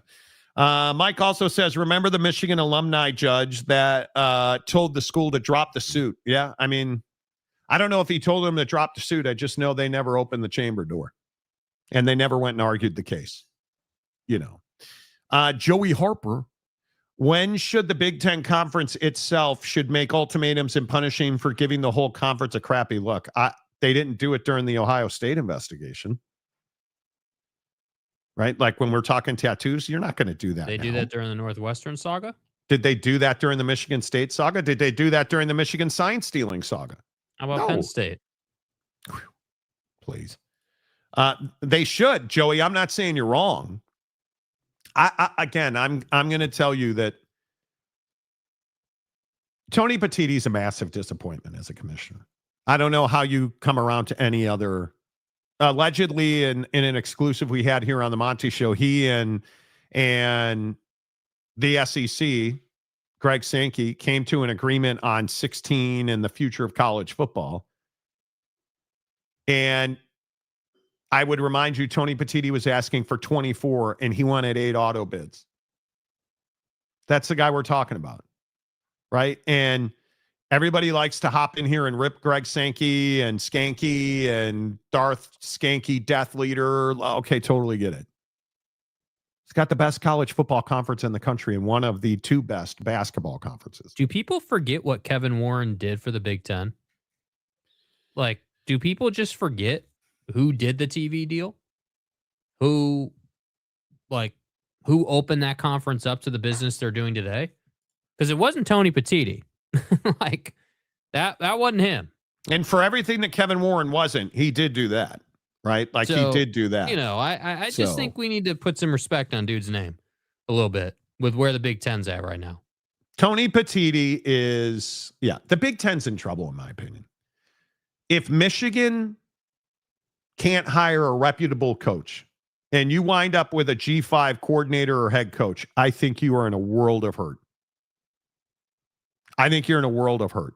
And there are guys, Spencer Danielson, there are guys who could do the job. Your chances of getting those guys is slim and none. And every day that you don't hire a guy, none keeps walking closer to getting out the door. The Big Ten needs Michigan to be good. Not okay. Not Sheronne. They need them to be elite, good, push Ohio State every year. Because what's that do? Makes Ohio State better. Look at Indiana with Sig. That's what you needed Michigan to do. And it's never. And if you lose Bryce, dude, Michigan's better than this. I know that's not popular. You lose Bryce. Well, and there's a lot of people who agree with you on that, Jake. But I'm telling you, I know it's not popular. Michigan's better than this. Yeah.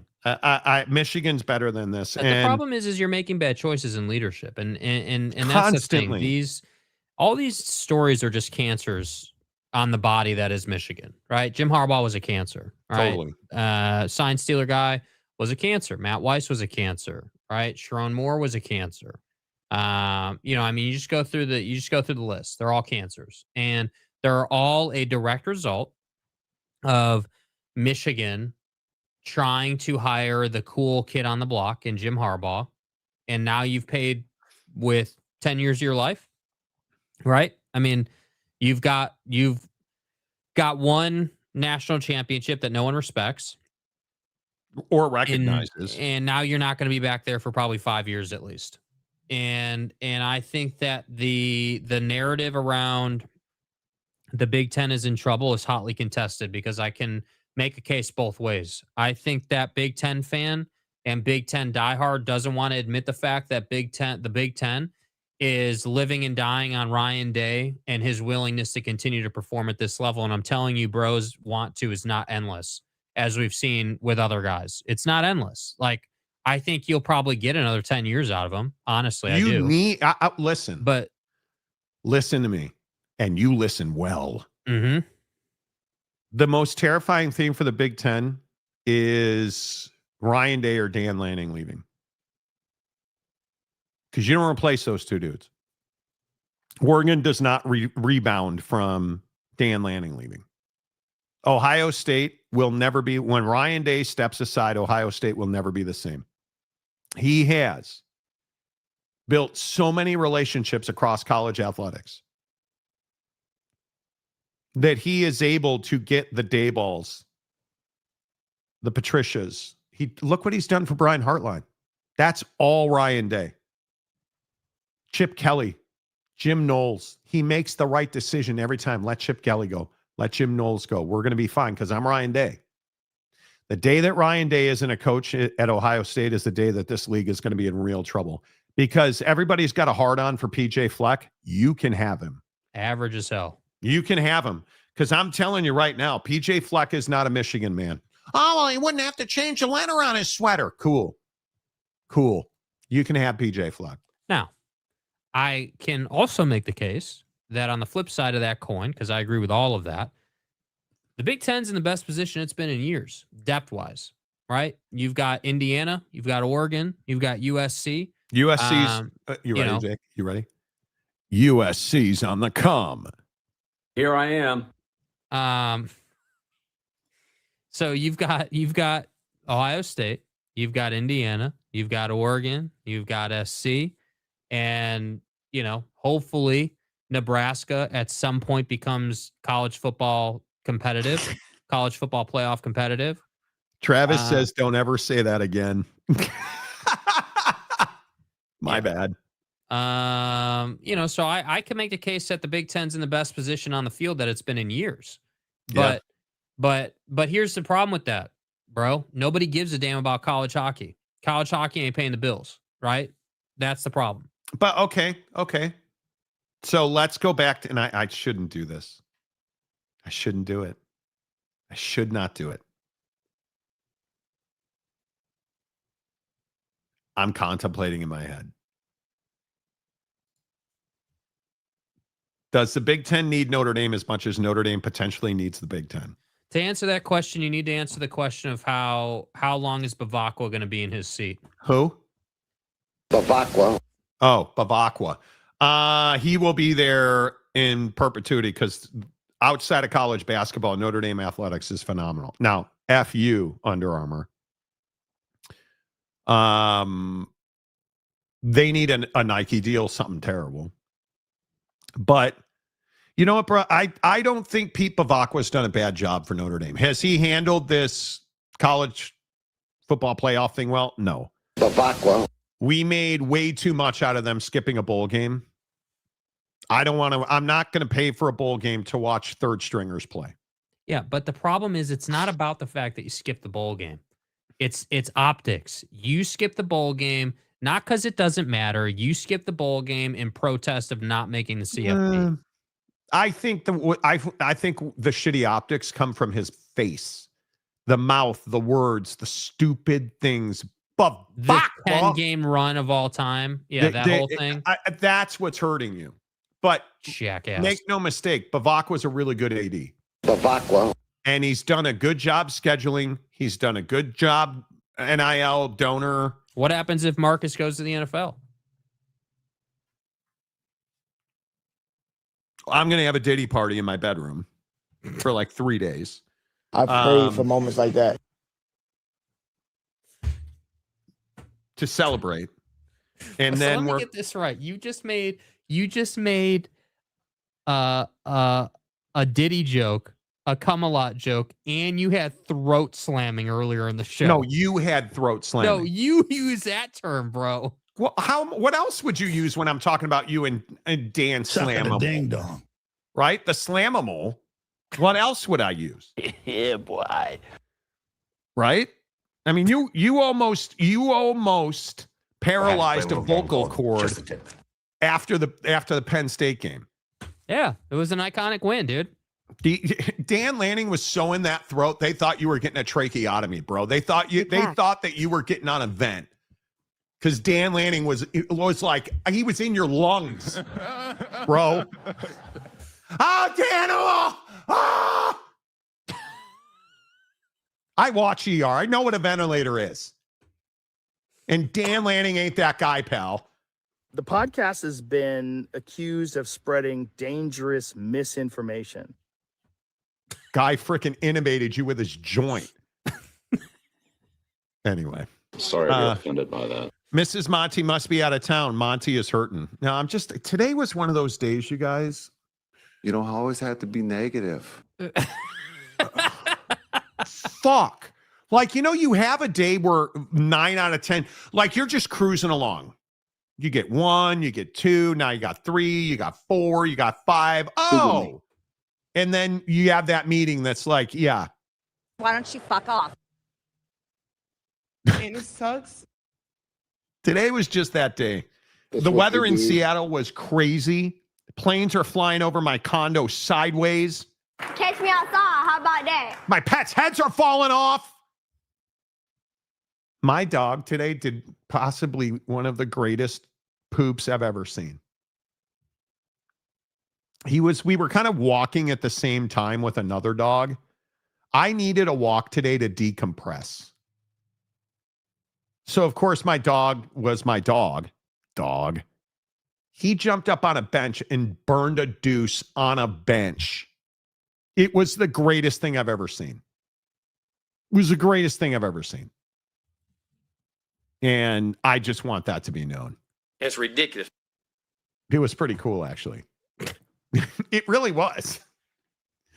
It was pretty, yeah, Gumby, it was really cool. It is if I say it is. 80 here in Phoenix. Well, thanks for that. Neat. Can't wait till you're enduring 187,000 degrees in the summer. Weather is better in the Iraq. Well, it's not as windy. Actually, dude, I don't think it is, bro. The Iraq.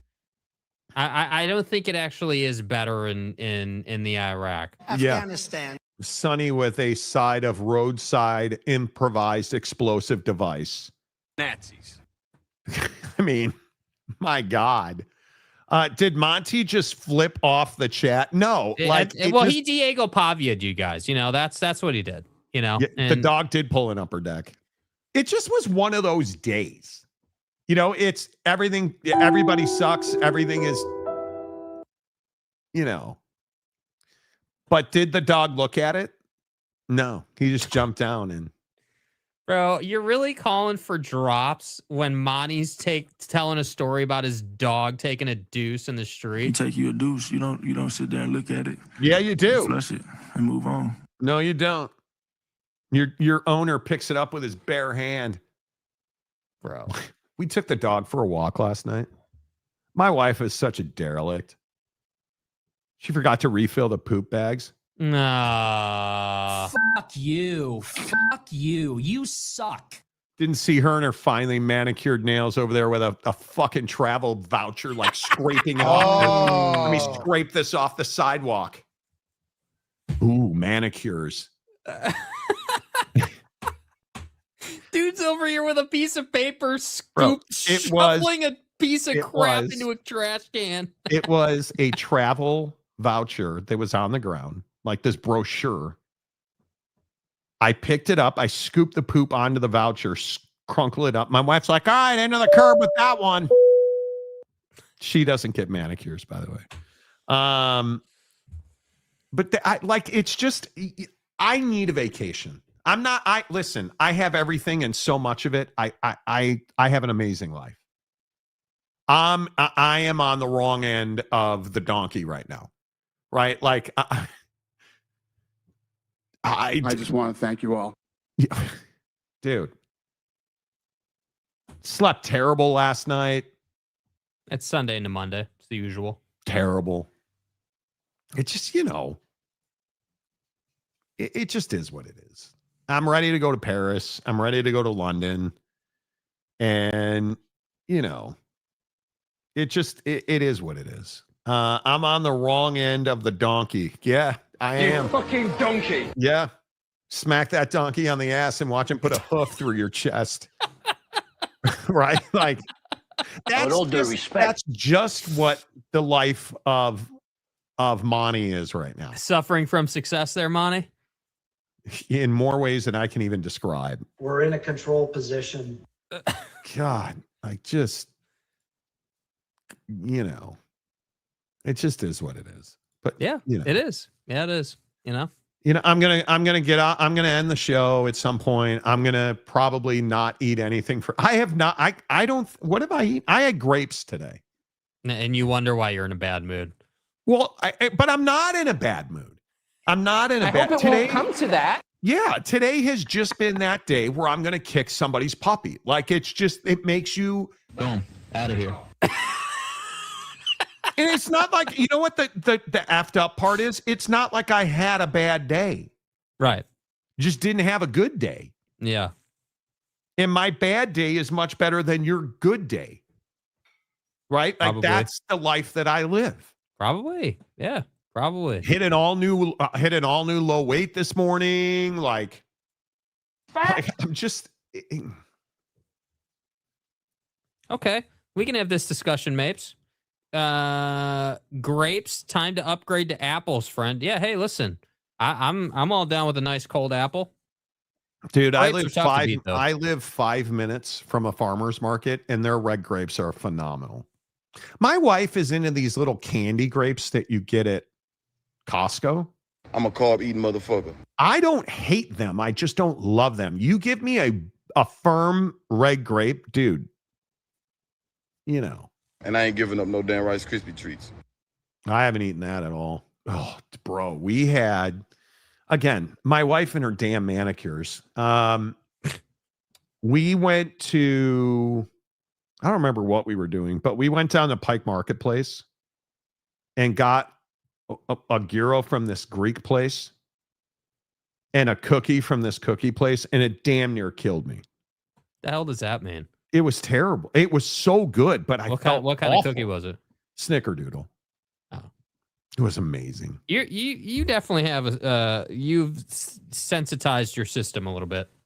Yeah, my wife theorizes that it's added sugar, and I totally agree. I don't think it's ever fat. I think it's added sugar. And being on Zepbound, you cannot overeat. Yeah. James, why are you pissing people off? Like, what do you mean trying to stick to the topic? We all know. What did he bring up? What did he bring up? Let's see here. First of all, Boyd Lake, hello. He wants me to talk about Notre Dame to the Big Ten. What is there to talk about, bro? Like, is There's that no reason topic to. not just absolutely buried at this point? There's no reason to. Like, it's so tired, man. You're going to get it every year. Yeah. Are you not seeing it every year already? Like, he don't know ball, Jake. He knows balls. Don't add Notre Dame and USC to the list, dude. We don't need that. We don't need that. I'm just telling you. Yeah, it's so interesting. This Biff Poggi quote today. What did he say? It has been a tumultuous time, Poggi said. A lot of first disbelief, then anger, then really what we're in right now is the kids, quite frankly, feel very betrayed, and we're trying to work through that. Poggi said he has tried to help players with, quote, lots of arms around shoulders, lots of listening, lots of telling them that you love them, but showing it because words are cheap, and that takes a lot of time. What it really takes is you being willing to listen. That's crazy. Poggi also said, I don't know that you can prepare for something like that. It's been complicated. I want to listen to them. I want to understand what the kids are feeling and what their parents are feeling. And so a lot of listening, and there's been a wide range of emotions, and we're going through those steps. They're not over yet, and I don't expect them to be over for a while. The mandate that Warde Manuel gave me as the athletic director when he asked me to be the interim coach was to love and take care of the kids. So that's what I'm spending all of my time doing. Like, do you think Michigan football players feel betrayed by Sheronne? Is that what he means? I mean, I don't think that it's that they feel betrayed by Sheronne. I think that Michigan football players feel betrayed, I would guess, just by the whole thing, right? Like, think of it this way. You're a high school football player, right? And I don't care where you grow up. If if your dream was to go to Michigan, you work your ass off, you get recruited, you go there, you're doing what you want to be doing. And then this happens. Yeah, I'd be a little pissed too. Do you think Bryce Underwood needs an arm around him though? Like, I don't buy that. Yeah, but part of this is a Michigan man too, dude. Yeah, but part of this is, hey, we're trying to take care of the players. We're trying to do the best we can. Like, I'm at a point with Michigan people talking about this where it's like, dude, you don't know what it's like to struggle. Like, you don't know. You don't get it. You're not the kid here. You're a however old Biff is, 80-year-old, 70-year-old dude who's got all the money in the world, and money is inconsequential in this equation. I don't think this is a Biff Hoagie thing, do you? Well, dude, you can't tell me that the dude wants to be doing this instead of actually coaching X's and O's. You can't tell me that. No, I'm sure he doesn't, but I think, I appreciate how raw it is. I appreciate that a week ago we didn't know about this. I appreciate that this has become combustible. I'm just surprised. I guess the thing for me is I'm surprised that we're talking about betrayals and Warde Manuel. And again, I just ask, whose fault is this? Because it's not Sheronne's fault. He was never qualified for the job. He was a level 1 violator before you named him.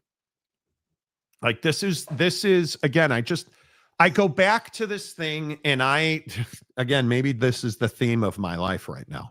I go back to this thing and I say, accountability for all. Who's the only guy not held accountable? Because Jim's gone. Minter's gone. Sheronne's gone. Sheronne's girlfriend is gone. Matt Weiss is gone. Well, he's in federal prison soon. But we could go on and on and on. Look at what it is, 11 arrests, 7 on Harbaugh's staff. Who's the only one that's not been held accountable? Santa Ono? No, he's gone. Couldn't get a job at Florida either because of it. It's Warde Manuel. Juwan Howard's gone. He's working. Right? Like, Warde Manuel's the only guy that's got no accountability here. Yeah. How is that possible? The guy that's hired them all, who's watched all this happen, who turned the fox loose in the hen house. He put multiple foxes in multiple hen houses, apparently. No accountability for Warde Manuel.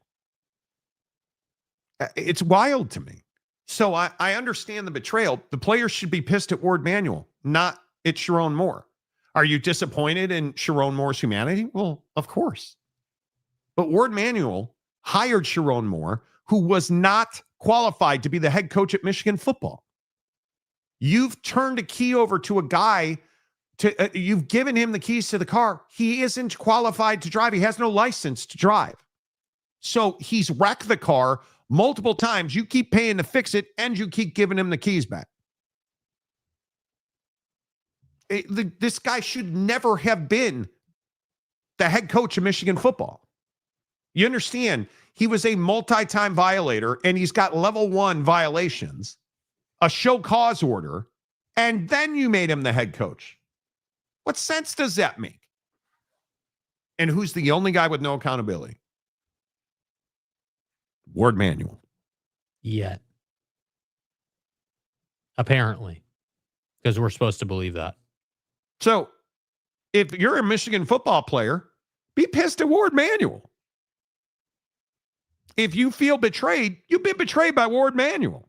If you feel like somebody lied to you, you've been lied to by Warde Manuel when he told you that Sheronne Moore was the guy who should mentor you and teach you how to be a man. That's who you should be pissed at.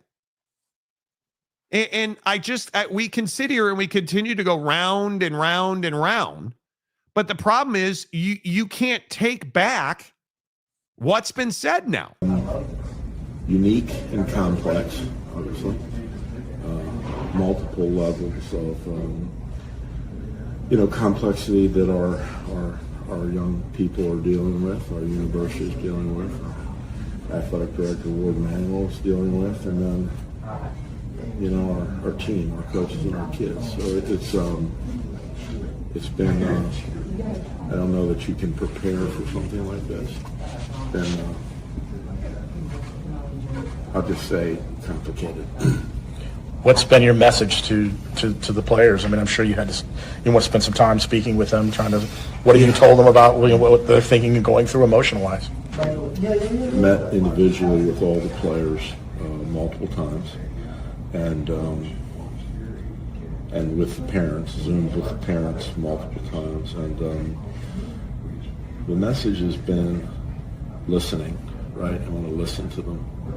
I want to understand what the kids are feeling and what their parents are feeling, and so a lot of listening. And there's been a wide range of emotions, as you can imagine, and we've kind of are going through those steps. They're not over yet, and I don't expect them to be over for a while, quite frankly. But our main message is the mandate that Warde Manuel gave me as the athletic director when he asked me to be the interim coach was to love and take care of the kids. And so that's what I'm spending all of my time doing, is loving kids. I mean, I give him a lot of credit because he's not qualified to be a head football coach at the University of Michigan. And I think that's the only answer. Yeah, right. And the problem is the messaging on Michigan. Let's go back to Taylor Lewan. How bad is the messaging been from Michigan men? I think that the first name that's going to come up a lot is going to be Kalen DeBoer. I know he's a Midwest guy, Midwest ties. He's got a proven winning track record. Jesse Minter is another name that's going to come up in the NFL, whether he's extremely interested in that or not, whether he wants to stay in the NFL or go to college. I think Michigan fans would really like to have him.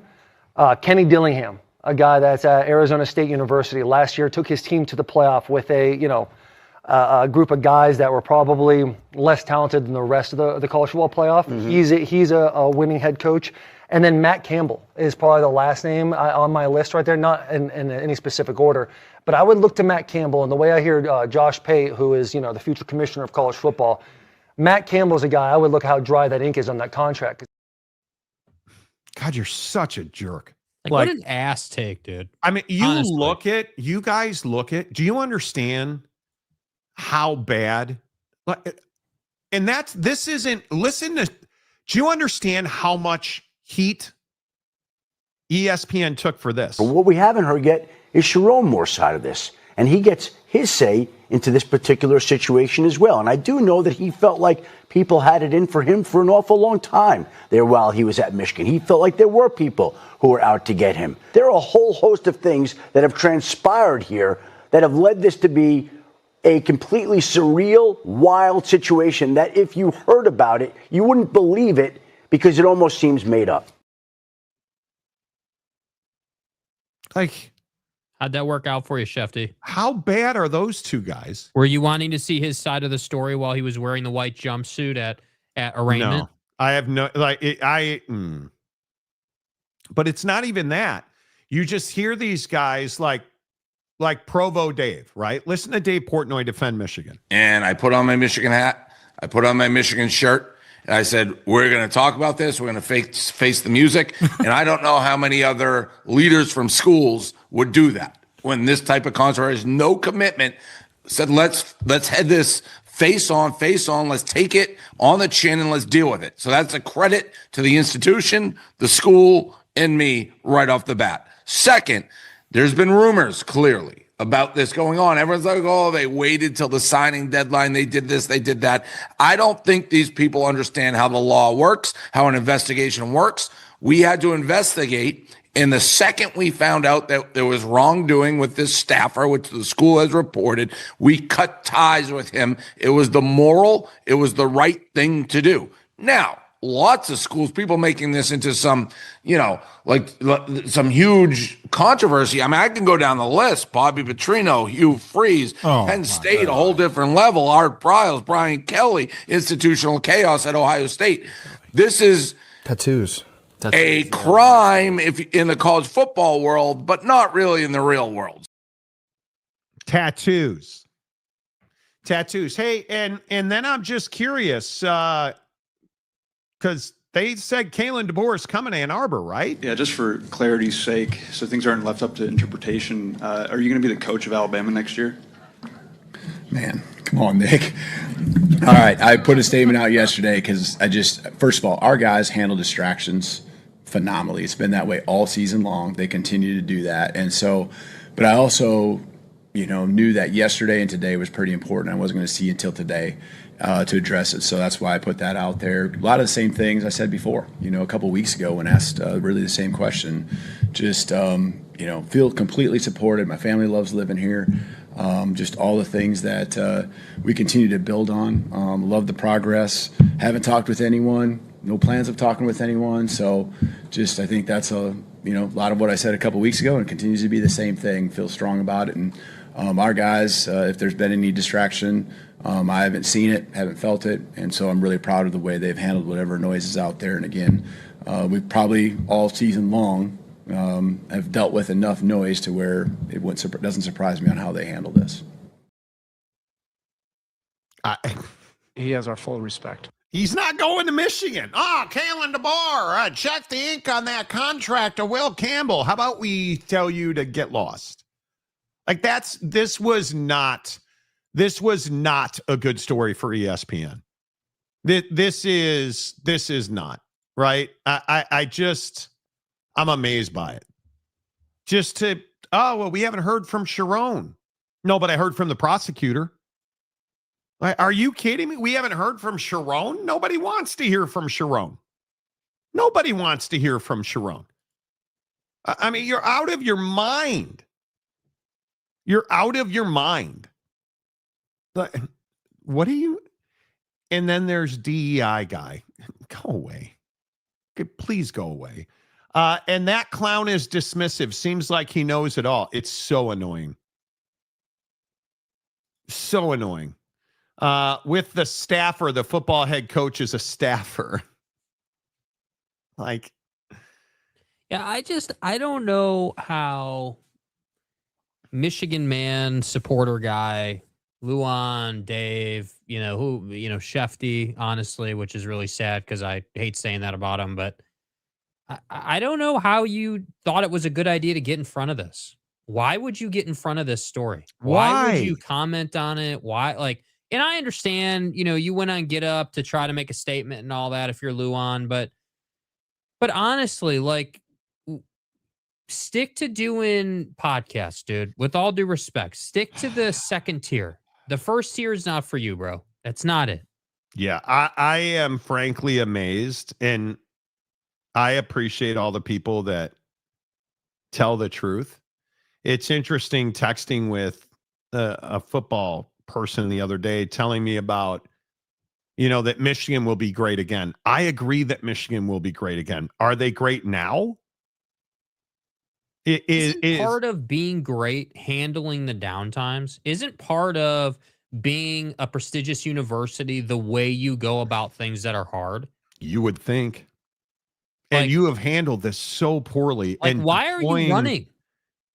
I also feel like you're deploying all these guys. Like Taylor Luan should never speak about football ever again. The guy is such a scumbag. Like your head coach or former head coach now is sitting here while this prosecutor is speaking, dying in this box, dude. You can see him sitting there suffering while she's like, yeah, we don't have evidence to say that he attacked the girl with said elements, but the totality of the behavior was mortifying to the girl to the point where she was victimized.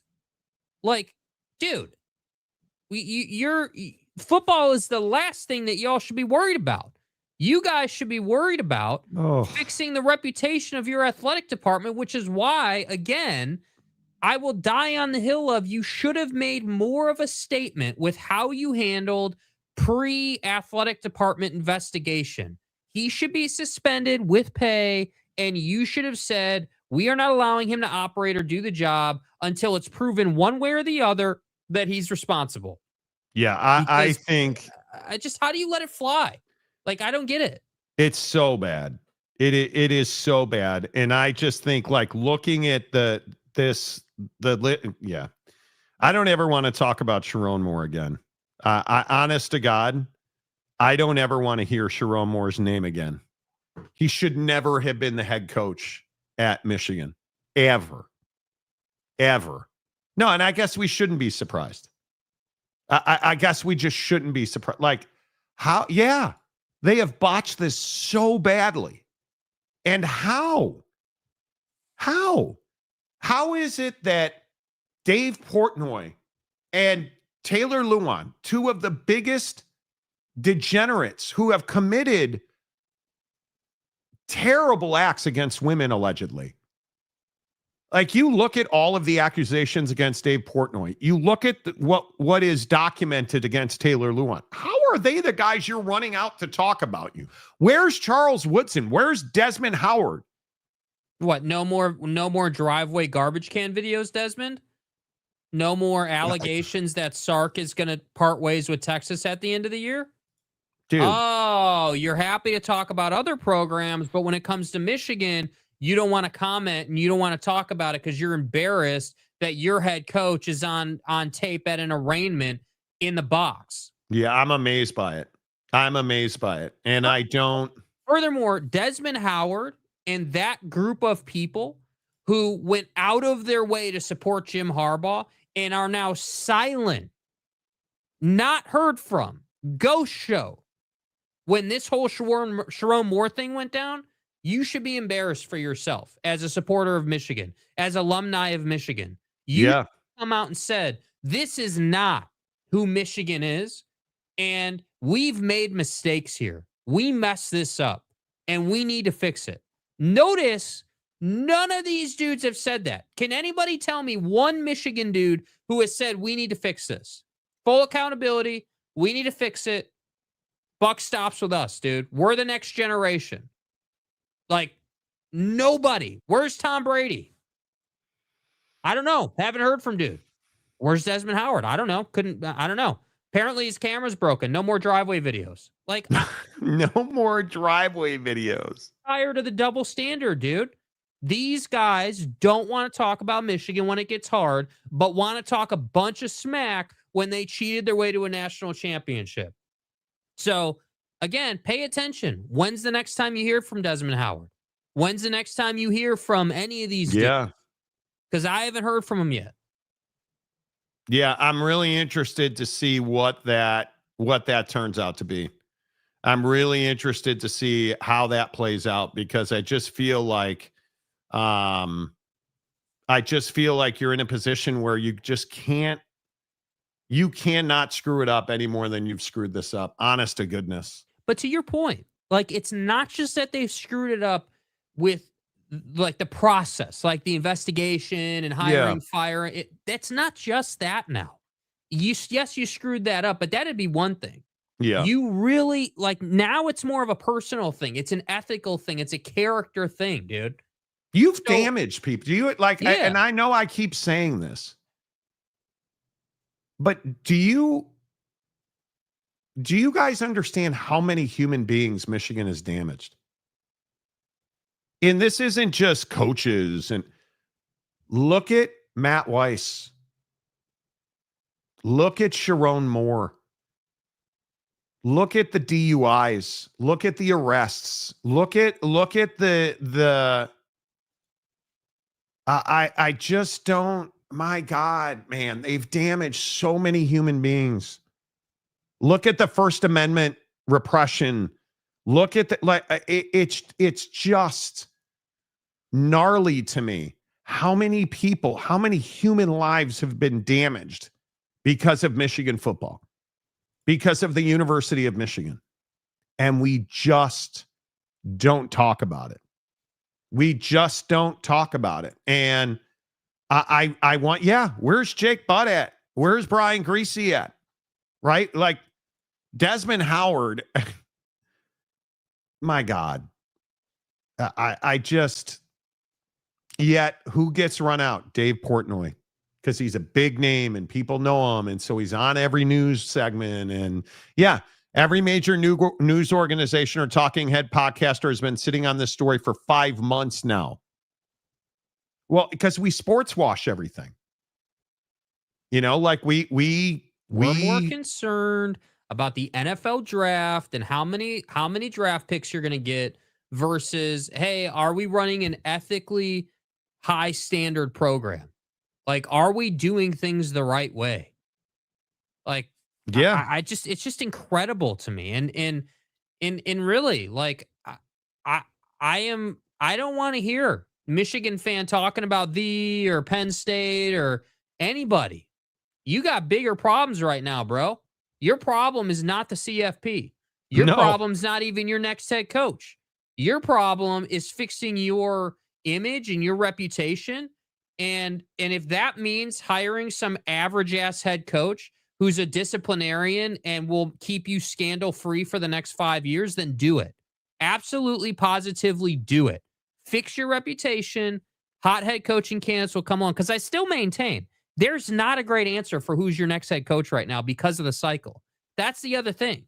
So, like, obviously you're going to hire somebody, but there's not the next great Michigan head coach out there. That's not there right now. You need to wait. You need to be patient.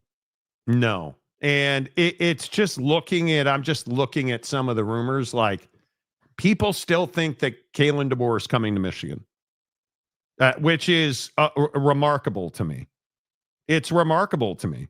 What on earth is it that we think, oh yeah, he's coming to, like, if Kalen DeBoer were to leave Alabama now, that would be an incredible turn of events. I mean, that would be, think of the combined destruction in the wake of Michigan and Penn State football. My goodness. Which, again, I still maintain, and everyone always disagrees with me. How is Tony Petitti silent in this whole thing? How is Tom Brady silent in this whole thing? Yeah. Well, and it's like, dude, like, how is there no statement? How is there no leadership? How is there no guiding voice of the conference, dude? But again, how is Taylor Lewan more vocal than Tom Brady? Yeah, it's a great question, dude. Are you telling me that Tom Brady wants nothing to do with this Michigan conversation? How about we get some Elvis Gerbach running? Where's that guy? Right? Like, Charles Woodson, I've brought him up 100 times. I agree. Where is it? Kurt Myers, hasn't football in general turned into a dumpster fire? No. I don't want to go too far. It hasn't. Are there issues? Are there talking points? Are there philosophies and preferences that are at odds? Yes. Dumpster fire? No. College football is as healthy as it's ever been.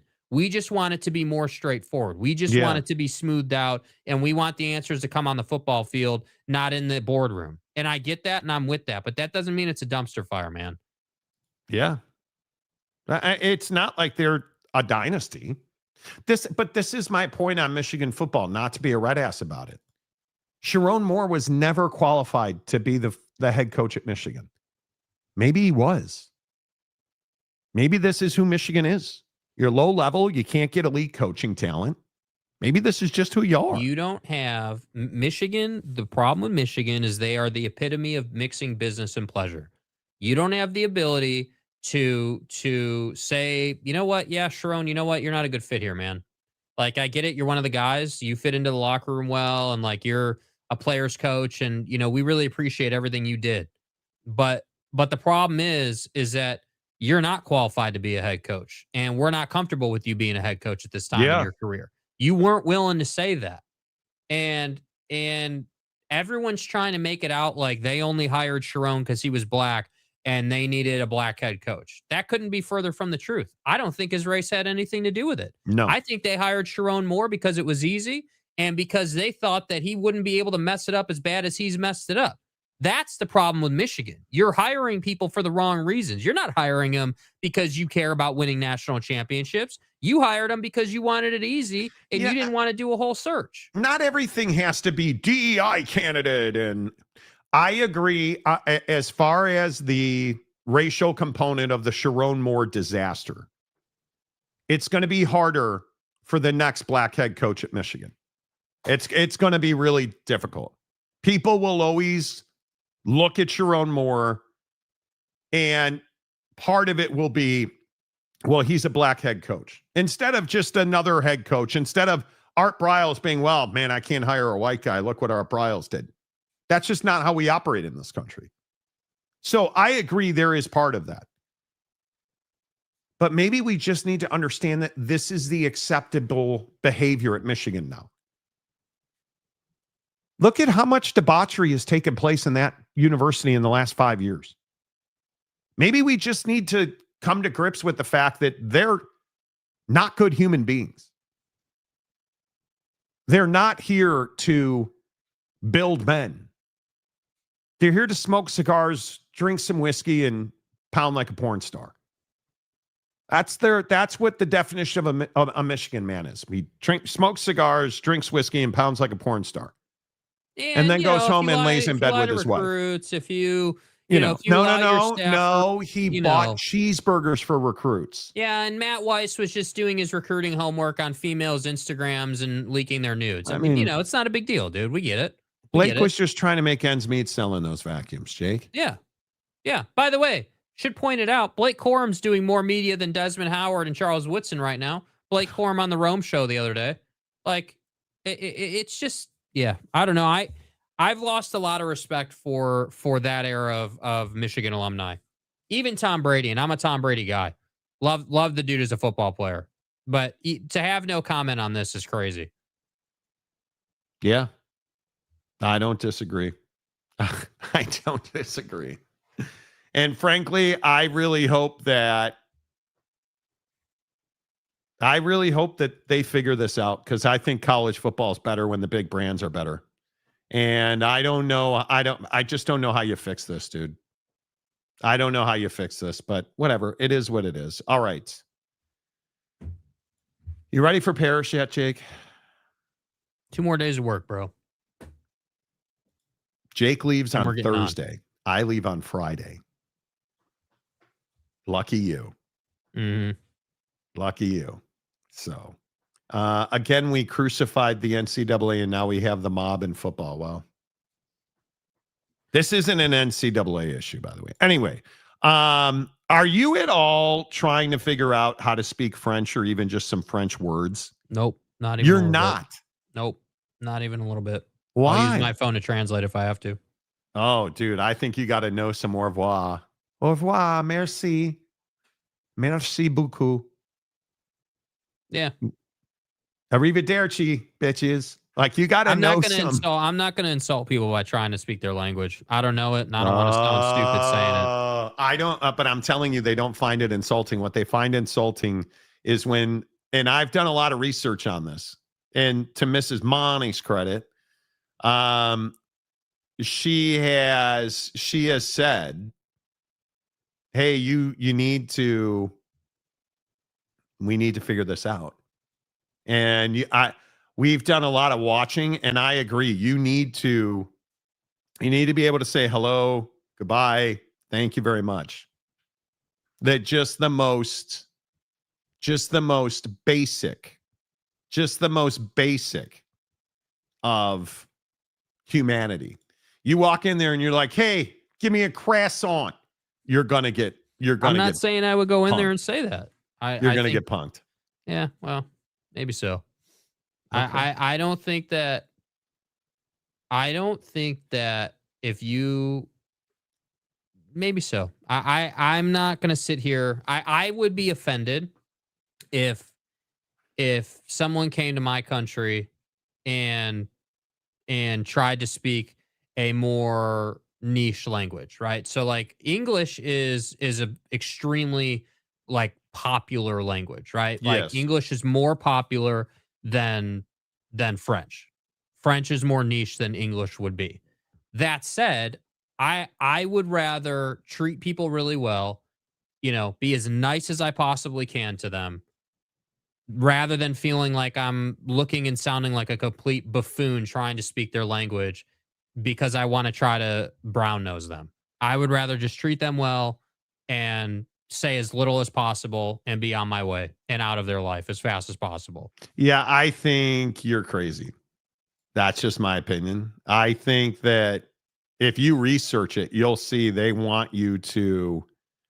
The French want you to know basic French. They don't want you to know the language and the intricacies of pronunciations. The French want you to know basic French. Hello, thank you, goodbye.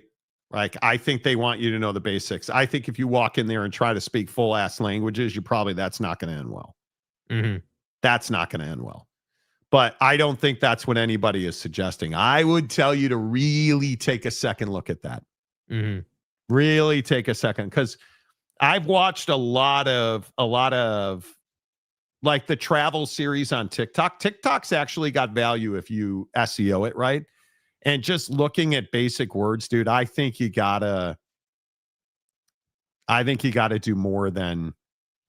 I think you have to just basic stuff. Mm-hmm. Say thank you. I'm not saying you're wrong. You're just asking me my opinion. Yeah. I mean, yeah. Okay. So you're just going to roll up and be a gangster about it. You're going to be like, suck it. No chance. Yeah, I don't know. We'll see. If you think it's that important, I'll learn a couple words. It ain't that big a deal. I think it's hugely important. I mean, what is your significant other saying? We haven't really talked about it a ton. But But you guys haven't even talked about it. I think Okay. I believe she's doing like a language app or whatever to learn some things.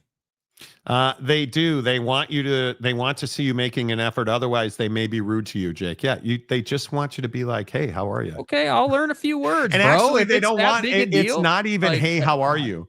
Yeah. One of the things I've learned is that if you say to somebody, oh, hey, how are you? They're going to find it awkward. Because the French are not overly communicative people.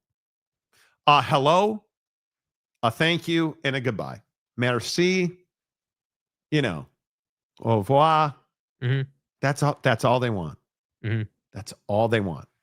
And okay, listen. I will learn basic, nuanced French. yeah, I think I'm with Toot. They really do. But see, this is my point. This is my point. Mhm. I'm not saying you guys are wrong, but look at the inconsistency. So some people say like, yes, you should. Other people say, no, you shouldn't. So it's like, that's kind of my thing. Like, I don't like, it's different for us as Americans because our whole culture is based on like, hey, you can come here and speak any language you want. English is obviously the main, but just depending where you are, it just, like who you're talking to, that's going to determine what language you speak. Now, again, it's not lost on me, and I'm happy to be accountable. I'm not some seasoned traveler. I'm not going to sit here and pretend that I've been to Europe a bunch and I know all about this stuff. I'm not saying that. I just, my biggest concern, and listen, I will listen to you. I will learn the words, and I will be prepared for the trip. I will put effort into it over the next few days to learn the things that I need to know. But what I don't want is to sound like an idiot trying to speak their language.